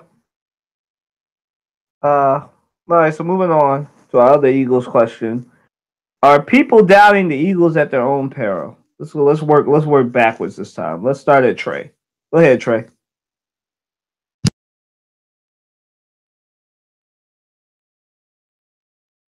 Well, I think that people are doubting the Eagles because of the fact that we don't have our best player, and I do think that gives the players some level of motivation. But I think that Doug Peterson, and who I think is actually coach of the year, if it's not Sean McVay, has done a great job this season with getting these guys prepared on game day, you know. And I think the level of, I think in the locker room, there's a level of camaraderie and chemistry and belief that this team can really go and win a Super Bowl. And I think that's what's carrying them. And that's the reason I think that we won that game against the Falcons, despite, those the special teams mistakes, Ajayi's fumble, and I do think that on one level that the Eagles are getting they're getting some motivation from people doubting on. I think it's just straight up disrespectful that that we were not favored at home,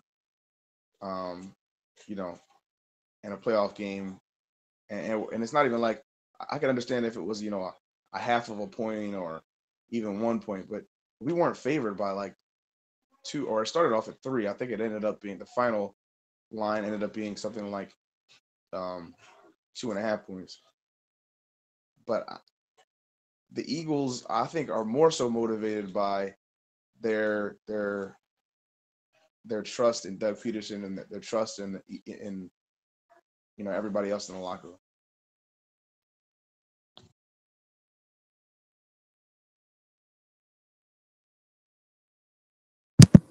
Matt?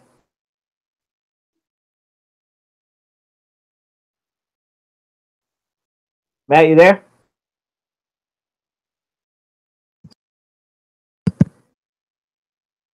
I don't know what happened to Matt. Go ahead, Troy.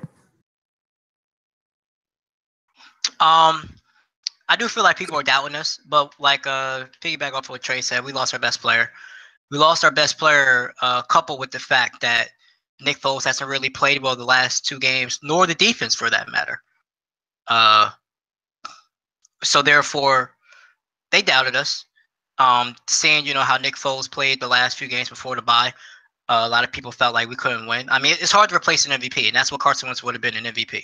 But at the same time, I do find it disrespectful to have us not favored against the Falcons. I mean, granted, yeah, the Falcons were the reigning NFC champs last year, but outside of last year was an anomaly because outside of last year, they haven't been that good in the playoffs.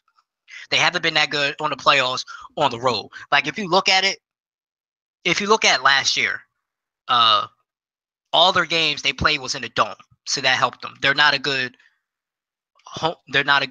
road team outside of the dome, and I felt like it was disrespectful. I feel like it's disrespectful this week for us not to be favored. I mean, because a lot of people forget, even though we don't have Carson Wentz, we're going against the same Vikings team, pretty much Vikings defense that we went against last year and we defeated. So I feel like it's disrespectful for us to be the number 1 seed and still not. But I mean, more power to us. The more they doubt us, the more motivation we have. The more motivation we go out and win and finally get a Super Bowl.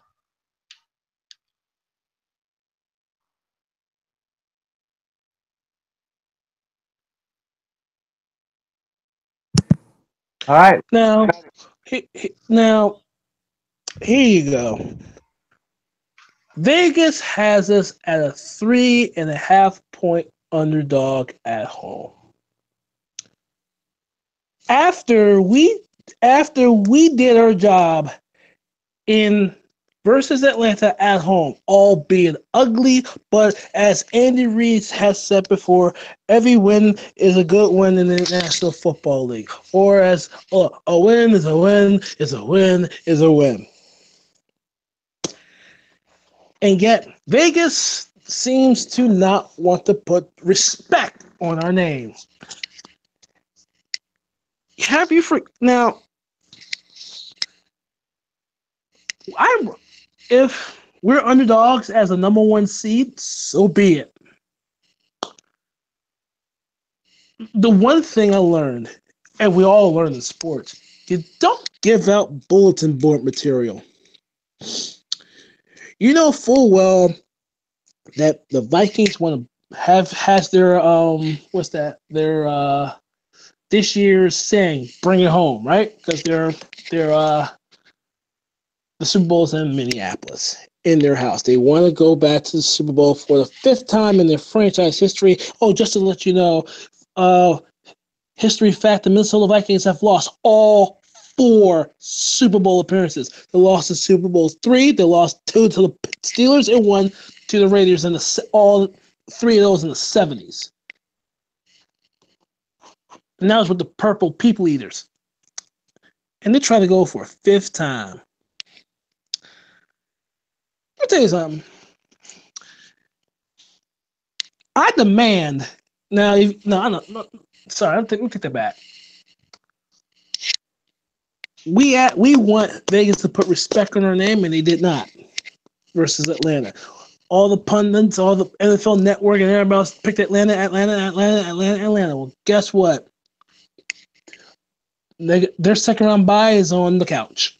See you later. You just got the boot. Now you got to deal with Minnesota. Put respect on their name. Since you're not going to do it, we'll have to do it. We'll have to take care of business. So, here's how I look at it.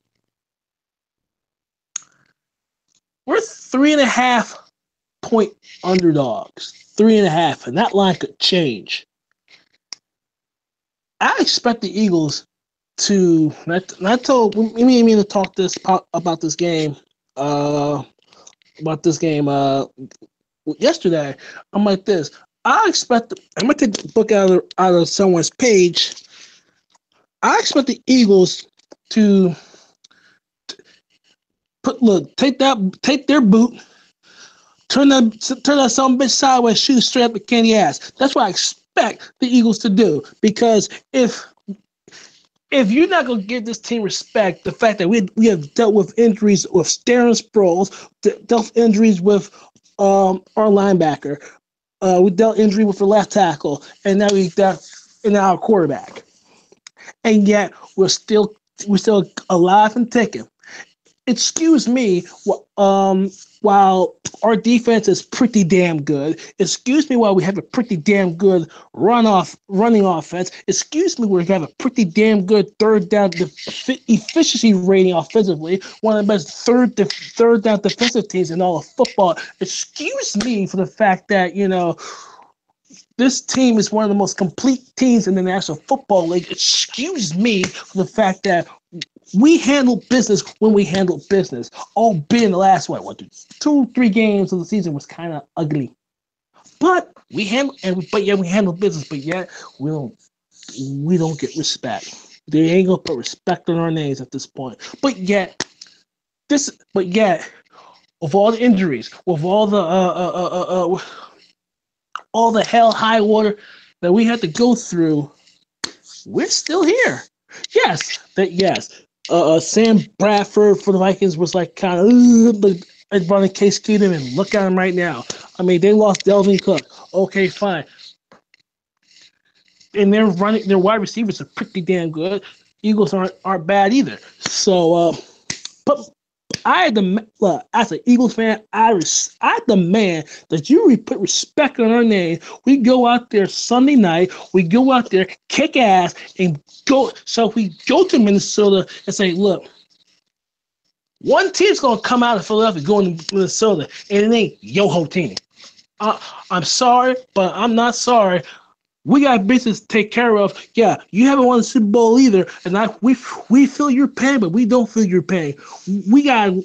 Look, I'm tired of these stupid Cowboys fans flaunting their 5 rusted ass rings. I'm tired. Look, the Giants got their 4 rings. They're pretty relevant. I'm sick and tired of these stupid Washington Red Team fans coming and where your Super Bowls at? Where your Super Bowls at? With their 3 rusted behind rings. I'm sick of that too. But you know what?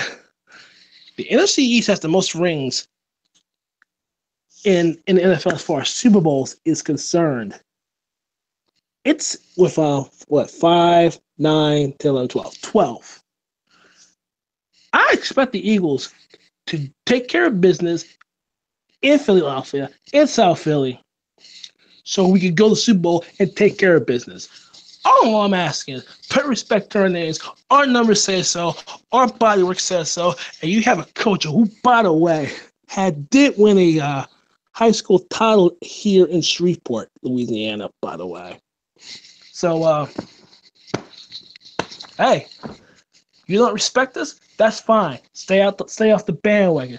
Just let us do our job while we live to smack us down on the candy asses of the Minnesota Vikings. That's all I got to say on that one. Because this is stupid. This is downright disrespectful. And that's okay, and that's all right. Because at the end of the day, when Sunday rolls around at 6:40 Eastern, 5:40 Central, I'll tell you right now,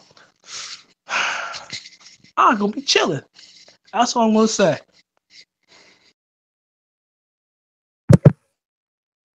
Oh Lord!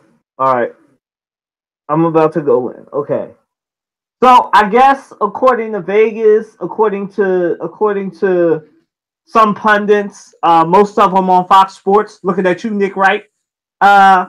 According to all of the Game Time crew at ESPN. By the way, I haven't even watched the NFL and ESPN Game Time Prime Time since they made the change, even though I like the girl that does it, Susan Ponder. She's a good person, but the people she's with, they don't know what they talk about. And yes, that includes you, Randy Moss. They don't know what they talk about. NFL Network, don't even bother with that. That's basically the Cowboys Network too. I'm surprised that these people, like yesterday. We beat the spread. I think the spread was, the spread was the Falcons would beat us by 7 points. We wound up beating them by 5. 2.5 points. Oh, 2.5. Okay. Yep. Well, so when we got that field goal, that screwed people over. Okay, good. Maybe y'all should stop doubting the Eagles at y'all own peril. I mean, listen, this team is the redeem team. Like they're coming back to redeem everything. And I told Matt this last night off air, and I told Troy this. I felt like I've told Trey this. Now I'm telling them now. This is the redeem team, man. It's been 10 years since Philadelphia. Well, all right, since a major Philadelphia team. We're not going to include Villanova, even though we celebrated that Villanova title. They're not in Philadelphia. They don't count. We haven't had a major. Okay, Nova counts. Nova counts. Listen, we have not had a major team, even though we have the Philadelphia Soul, one of our big 4 major sports teams, win a championship in 10 years. We're starving. This city is starving, and we're ready. We're ready. We have a top 3 defense, the number 1 defense on third down, the number 1 defense in red zone, the number 1 rushing defense. We have the 3rd best defense in coverage and pass against. The only defense that beats us that's still in it is the Jaguars. So we have, for all intents and purposes, a top 2 defense right now. And y'all keep disrespecting the name of the Philadelphia Eagles. As a person who's already been referenced said in this city before he got fired, we're from Philadelphia and we fight. We're gonna punch. We punch the Falcons in the mouth. We're gonna punch the. Even though I'm 60-40 on it, I'm confident we're gonna punch the Vikings in the mouth. The Vikings ain't gonna come here in South Philly in that rocking crowd in 48-degree weather, probably more like 34 32-20 degree weather by the time opening kickoff comes around. They're not going to come in here. They play in a dome. They're not used to the elements. They play in a dome. Yes, a Minnesota team that plays in a dome. It sounds just as stupid to me. Listen, I am all for it. So I guess according to Vegas, since they have us as 3.5 points underdogs, I guess Malcolm Jenkins, Jalen Mills, Ronald Darby, Fletcher Cox. You know what? The defense shouldn't even show up. You know, they're gonna put 3.5 points on this. We shouldn't even show up. Nick Foles in the offense should forget about it too. Doug Peterson, we should just forfeit the game. I mean, Vegas is against us. Fox Sports is probably against us again. ESPN is probably against us again because, you know, if it ain't the Dallas Cowboys, they don't care. So, you know, they're probably against us. They don't believe that we can do it in Philadelphia, even though this is the same pattern of teams that we beat to go to the Super Bowl in 2005. You know, we should just not show up. I mean, it's not like we don't have any motivation. You know, it's not like the coach is saying of the Vikings saying, come on, Vikings fans, invade Philadelphia. That's a shot right there. We will not allow any Vikings fans. They can come in. We will not allow any Vikings fans to take over Lincoln Financial Field, take over the house that Donovan McNabb built. We're not doing it. We're not doing it. This is the Redeem team. This is the team that Carson Wentz helped build. And we miss you, Carson Wentz, but we got to roll with the soldiers that we got. Nick Foles better find himself. Nick Foles better pray. He better go to church before the game starts. You got plenty of time. He better go pray it up. He better practice like he's never practiced before. Because I know this is his first NFC title game. And this is actually the first NFC title game that'll happen without Donovan McNabb at quarterback. So, you know, this is the first NFC title game post McNabb era. This is go time, man. We haven't been like it's a true, and I know most people hate Donovan McNabb, but it's true. We haven't had success since him and Andy Reid left. But this is our chance right here. This is our chance to prove to the world that we're from Philadelphia and all we do is fight. This team is a living embodiment of Philadelphia because despite what we go through, despite everything that we've been through, this team has persevered through through Carson Wentz having a broken. This has been the broken knee season for the Eagles because it seems like everybody that gets hurt because they injure their ACL, MCL. Jordan Hicks, Jason Peters, Carson Wentz, Chris Maragos. We have the most active Super Bowl roster. We have the most Super Bowl winners on our roster. 9. It's time, man. It's time to post up on Torrey Smith. It's time for Torrey Smith, Malcolm Jenkins, Chris Maragos, and everybody else to start talking about their rings again. Chris Long, LeGarrette Blount, talk about the rings. Get the young players motivated. Coach them up, Doug. Because listen, like I said, we're from Philadelphia and we fight. Y'all gonna keep doubting us and keep getting down, keep doubting us at your own peril. Because we're coming. We're coming for you. I'm not gonna hit y'all with the famous Booker T quote, but Minnesota Vikings, we're coming for you. And we're coming, and it's going to be a great game. We're all going to have collective heart attacks through it, but our defense is going to show up. Our run game is going to show up. Nick Foles is going to show up. 2013, 7 touchdowns. I'm not saying he's going to have 7 touchdowns in one game, but 7 touchdowns, great passer rate, and Nick Foles is going to show up, and we're going to win. Because we got the better quarterback, and y'all got Case Keenum. We're going to play zone, hopefully. We're going to play zone, and we're going to destroy the Vikings. Despite the fact that they got the basketball players at wide receiver, we're going to destroy the Vikings. All right, moving right along to our last 2 questions. Guys, why would the Titans fire their coach after he took them to the playoffs? I mean, it was a mutual split, but y'all get the gist. Go ahead, Teroy. I was reading an article on it, and they said that they had a different direction of the franchise. I guess they wanted to, from what I was reading the article, I guess they wanted to get rid of some of his assistants, and he said no.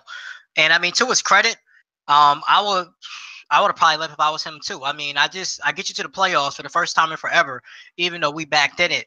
And talking about if you're talking about if I don't beat the Chiefs, I'm fired. I mean, what's the last time the Titans made it to the playoffs? That right there would have told me like you don't really appreciate what I've done for the franchise. I mean, I can't remember the last time the Titans had 2 back-to-back seasons where, granted, they were 9-7, they were over 500.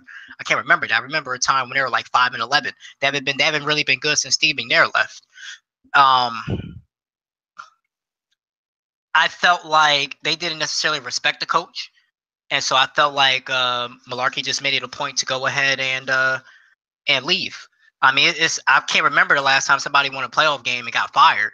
But at the same time, I mean, if that's what they want to do, I guess that's what they want to do. It'd be interesting to see who they bring in. Be interesting to see who they bring in to help Mariota. Mariota did have a little bit of a down year, but at the same time, I mean, they were still able to make the playoffs, and that's something that can't be said for a lot of teams in the NFL. So you got to give them credit when credit is due. There, I think it's a bad firing. I think you still give him time to work with him and his coaching staff to see what they can do. But at the same time, I mean, I feel like if they want to go in a different direction, I mean, that's more power to them. But I don't think it was a smart move to fire him. Matt? What did you fire him for? You just got there. What are you firing for? And for what? Look. I have to, like I said, what Troy said, I have to read it myself because I woke up this morning. I'm like, what is happening? So, I did find a bit surprising, like the Titans, the Titans as a team. First of all, let's cut to the chase. Andrew Luck was hurt, number one, so that opened the whole thing up right there. Number two, Houston's quarterback, I can't think of his name right now. It's elusive me, but he got hurt, so it opened up the door for the Titans actually. So let's think about that. If those two franchises, Oh, Matt, you can't remember his last name? It's mine. shut up. just hush. Anywho, last name Watson, first name eludes me, but he's from Clemson though. But if those two quarterbacks went down, right? That's out. Take out Jacksonville, enter Tennessee. And Tennessee's gotten better over since they got Mariota. So my question remains is, what's the point of firing? That's where my mind is at this point. And my biggest concern is continuity. You know, you have a very young quarterback, and you want to groom up your quarterback. So the last thing you want to do is get in the way of progress. I'm not too familiar with the Titans as far as what the hell they're doing over there, but there's something going on there, and I think a coaching change ain't one of them, but something deeper is going on in Tennessee. Well, in this case, Nashville. That's meets the eye.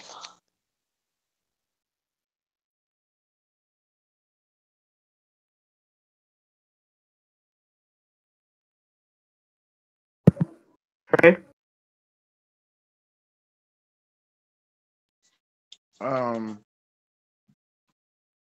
I think Matt made a very good point. Deshaun Watson is his name, is Houston's quarterback. So you got Andrew Luck is out, Deshaun Watson is out. And what's the other team in that division? You got Titans, Colts, Texans, and what is the other team in that division? I can't. It's slipping my mind right now. But regardless, the Titans, the door was open. For Jacksonville. Right, Jacksonville. Right. So, in my opinion, the two teams early on that were going to make the playoffs in that division were the Texans and the Jaguars. The Jaguars because of their defense, and the Texans because their defense is very good, and then offensively they were just so explosive. But with Andrew Luck and Deshaun Watson hurt, the door was wide open for somebody else in that division to make the playoffs. Now, the Titans they're not just there by coincidence. They did some things. They did some good things during the season and some bad things. I think the Titans were a very inconsistent team, and Marcus Mariota had some really great games, and then the next game, he's playing like a bum. So, I'm not exactly sure all the details around why they fired him and what caused him to fire the head coach. But if it was a change of culture, or if it was a difference in opinion about assistant coaching positions and stuff, then I can understand that, because although the Titans did make the playoffs, it's kind of it's clouded because Andrew Luck is not there, Deshaun Watson is not there, and to be honest with you, the Titans weren't that good of a team. I did like their defense, but there was no way they were going to beat the Patriots, and they got lucky. They got lucky in the first round. So, I think a change of scenery in terms of coaching might be good for Marcus Mariota. And I'm just now thinking about this, but maybe a difference in opinion as far as the running back position could have also been a part of it, because you got DeMarco Murray and you've got Derrick Henry. So, maybe coach wants to go with the younger guy, front office wants to go with the veteran or something like that. And it's just a lot of difference in opinion is probably why he got fired. So, we'll see how things turn out, and whoever the Titans hire, hopefully we'll be able to, because if you look at the division, like that division has a lot of talent. You got Marcus Mariota, Andrew Luck, Deshaun Watson. I don't think Blake Bortles is a great quarterback, but I think with such a good defense and a great running game, they're the Jaguars are in a very good position to be a good team. So I think you got 4 teams in that division that are going to be very good for the foreseeable future. So we'll see what happens. And I think that it probably was necessary to fire their head coach.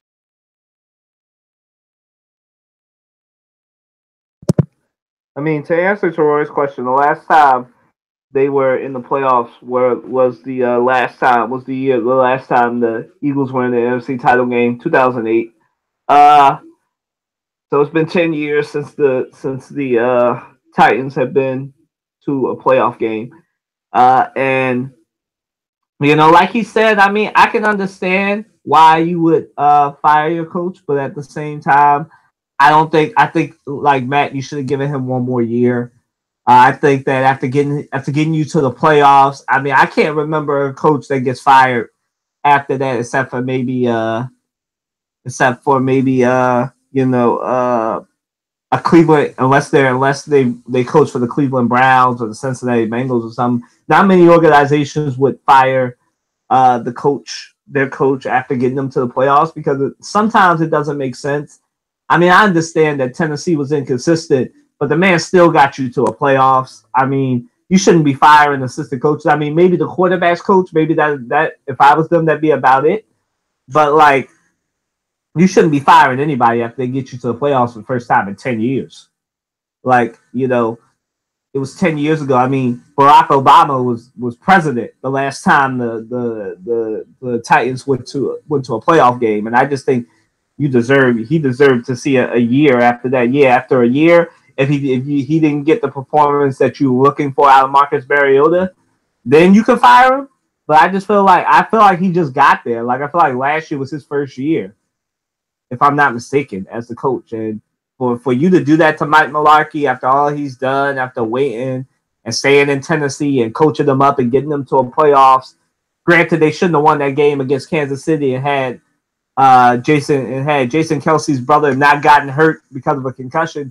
I think they would have not been in the playoffs this long. But that's where they are, and the Titans definitely. I keep saying this: you don't want to uproot a young quarterback, and you do this at your own peril when you uproot a young quarterback. Marcus Mariota is still young. I mean, it's getting to a point where you're going to turn Marcus Mariota into somebody who's going to be all like, well, you're not going to be here long. I mean, the ownership team is going to get rid of you if you don't get performance out of me. So, I'm just going to do what I want to do. Jay Cutler. Huh? Yeah, you're starting to turn this man into Cutler. And I don't think he'll ever be Cutler. Marcus Mariota strikes me as a down-to-earth dude. But, I mean, the only person who could get a real good performance out of him is at UCLA right now. And I doubt you're going to hire Chip Kelly away from UCLA to come get a very, very great performance out of Marcus Mariota. Like, unless you're hiring Chip Kelly Jr. or Chip Kelly Sr., it's not happening. So, Marcus Mariota is a spread them out quarterback. And there's not too many teams that run a spread collegiate offense like that. It doesn't happen in the pros. So Marcus Mariota is not a typical quarterback. That's not him. He's kind of like a Jameis Winston. You need to have like a spread offense around him in order to get good performance out of him. And he's a great quarterback. He got you to a playoffs. Like I'm not saying he's a bad quarterback, but it's just he's a system quarterback. He's one of them quarterbacks. He gotta be in a good system, man. To fire Mike Mularkey after 2 years or a year and a half, that doesn't sit well with me. I don't know who would want to coach at Tennessee because you obviously know that if you don't get the performance that they're looking for out of Marcus Mariota, you'll get fired. No matter if you take the team to a playoff or not. Like, that doesn't matter to this ownership group. They'll get rid of you. And that's a bad reputation to have. That's a Cleveland Browns reputation. You don't want that. So moving right along to our last question, then we can get out of here. Is Doug Peterson the coach of the year? We'll start backwards again. Go ahead, Trey. What was the new question? Doug Peterson, coach of the year? Oh yeah, I mean I mentioned that earlier. I think Doug Peterson is coach of the year. I think he's done a great job all year. I mean, every coach has, there are moments where you make a bad call or, your team is not prepared as they should be. But all year long, Doug has pretty much done a great job play calling, which was something that we've aligned him for last year because he had no play calling experience. And I mean, I'm just sitting here now. Offensively, we were in the first half. We didn't play extremely well, but I think a lot of that had to do with drives getting stalled because of a fumble or a sack or something like that. But I think like in the game against the Falcons in particular, and a few other games, Doug Peterson just called like the way he called the game was just so magnificent. Like, I think even though we only scored 15 points, I think we have potential to put up 25, 30 points against the Falcons. And, the misdirection, the injuries that we've had this year, and Doug Peterson has still coached these guys up and just said, next man up. And I think these guys, the team really, really believes in Doug Peterson as their head coach.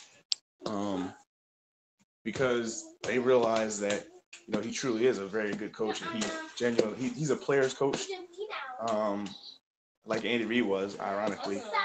But I think, and what I'm noticing is that Doug Peterson seems to be a little bit better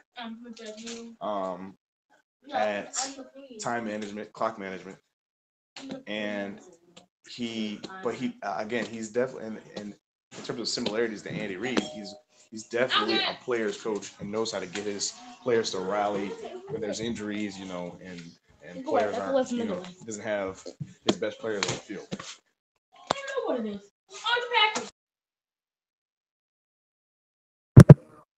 Matt?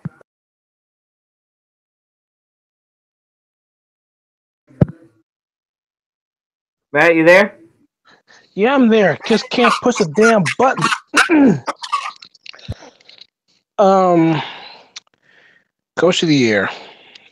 He's up there, if not a top candidate for it, because, well, first of all, no one expected the Eagles would be 13-3, let alone going this deep. But it shows the resolve of his players. They bought in to us. They bought in to his system, and literally, in the coaching staff at that. With Jim Schwartz as the DC, Frank Reich as the OC, which surprised me. And believe it or not, the way they coached up Carson Wentz to be this quarterback. Like, first year, we're like, okay, he's good. We know he's good. But seeing him leap from year 1 to year 2 is literally like leaps and bounds. It really is leaps and bounds. And I can't wait for year 3 already.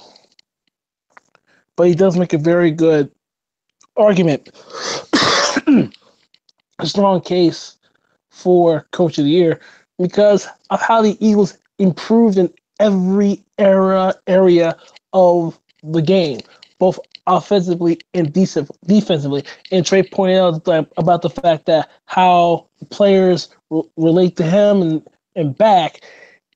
It's a testament to how this team has come together, bought in, and literally have this attitude and this aura of like, you know what, this team is not only pretty damn good, but this is something you need to check out.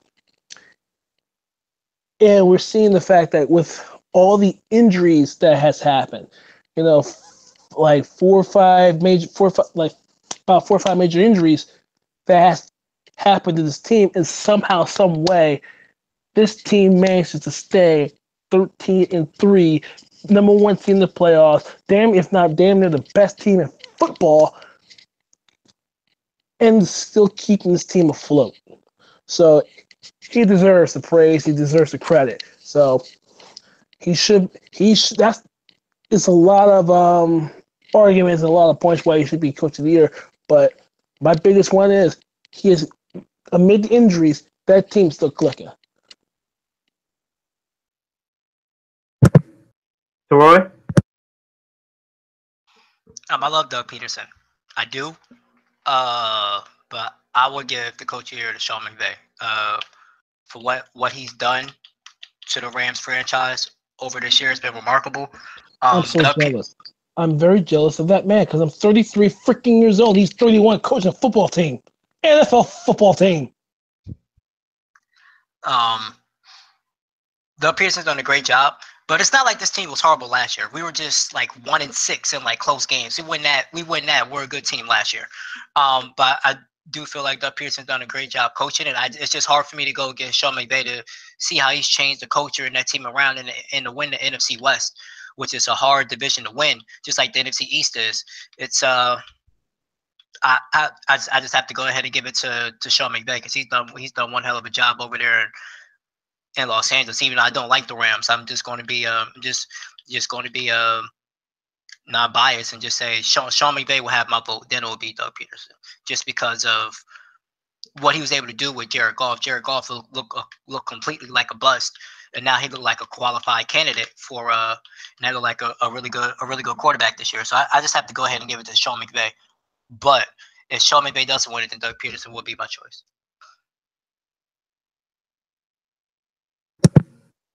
Let me say this. I think that that was excellent. That's an excellent choice, Troy. And I'm not going to try and be biased either.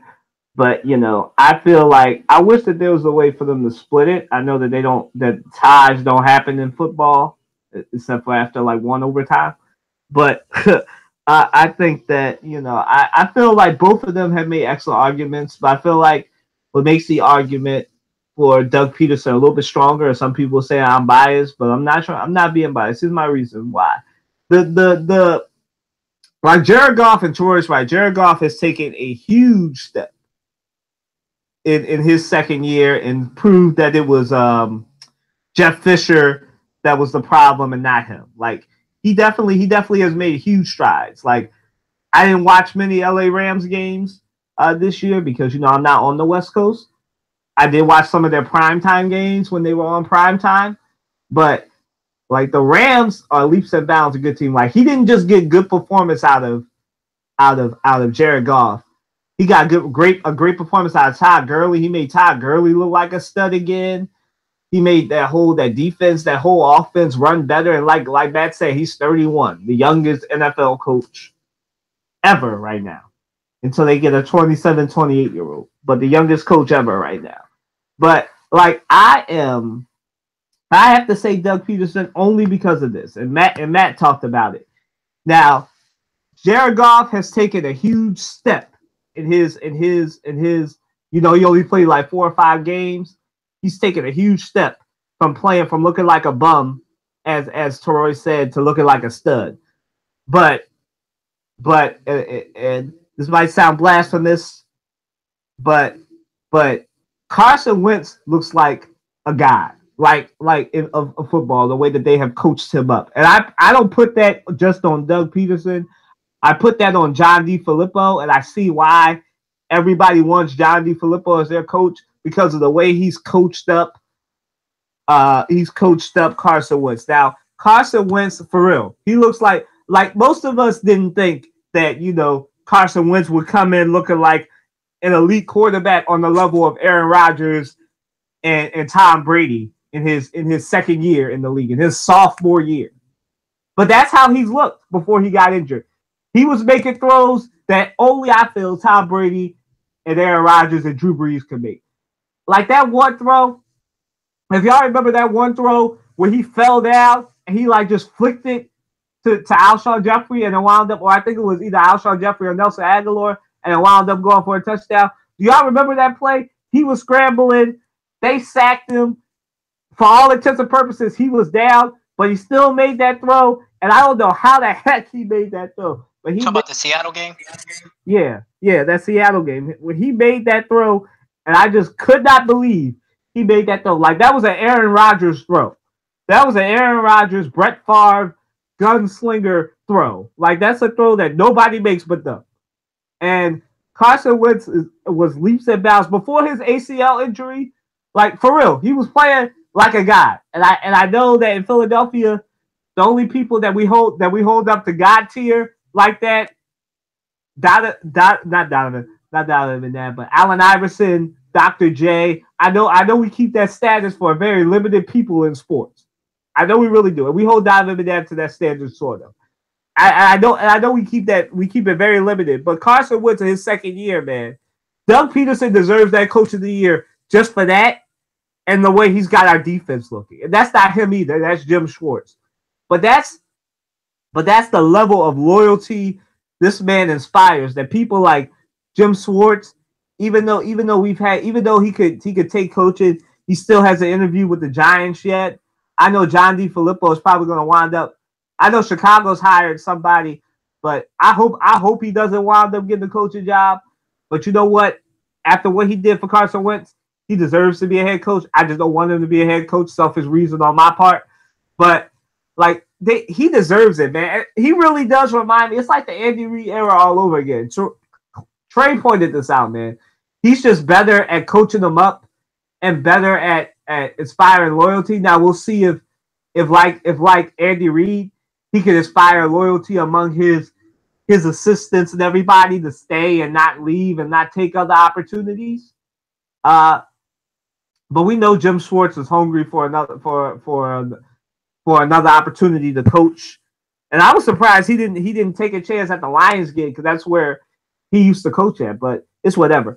But Doug Peterson deserves it just for the way Carson Wentz has played, the way the defense has played. Like, that defense, it wasn't a bottom tier defense. Like, it was a top 15 defense, but it went from top 15, top 20 defense to number 1, number 2. That's Doug Peterson. Like, Doug Peterson deserves Coach of the Year for the development of Carson Wentz, the development of that defense, and just the things that this team, like Matt said, this team is playing was like a team that was supposed to be okay, an 8-8, 9-7, 10-16, 13-3. in his second year. Not bad for somebody who Mike Lombardi said was a bottom tier coach and the Eagles shouldn't have hired him. He's not a good coach. Not bad for somebody. Not bad for somebody who was told he was the worst coach the Eagles could have hired. You know, to be one win away from the Super Bowl, to even contend for a Super Bowl in your second year. I mean, how many people have done that? Like, I really want somebody, maybe on the main podcast, out of the 6, 7, 8 of us, somebody can tell me how many coaches have done that in their second year, have a team in the NFC, AFC title game, or one win away from the Super Bowl. I want to know how many coaches have actually done that. Somebody bring that to me come Saturday when we have the podcast. But yeah, Doug Peterson to me deserves Coach of the Year. But yeah, as I just alluded to, I want to thank my brothers, my friends for coming through on MLK Day where they could have been doing something else, relaxing, chilling, maybe doing a day of service, whatever. They decided to come out here and talk these football playoffs with me. As I've said, we're moving the podcast to Saturday due to work schedules and class schedules that some people have. So moving it to Saturday in order to facilitate a better and fuller podcast. So Saturday, I think I don't think we've knocked down the time yet, but I'm thinking 12 or 1 o'clock in the afternoon will work for us. So that's what we're going to do. That's the new schedule on that. Like I said, check out articles that I've written, especially on the Eagles victory. I've got one pending on the Patriots coming up on WatsonSportsTakes.com or PhiladelphiaChristianVoice.com.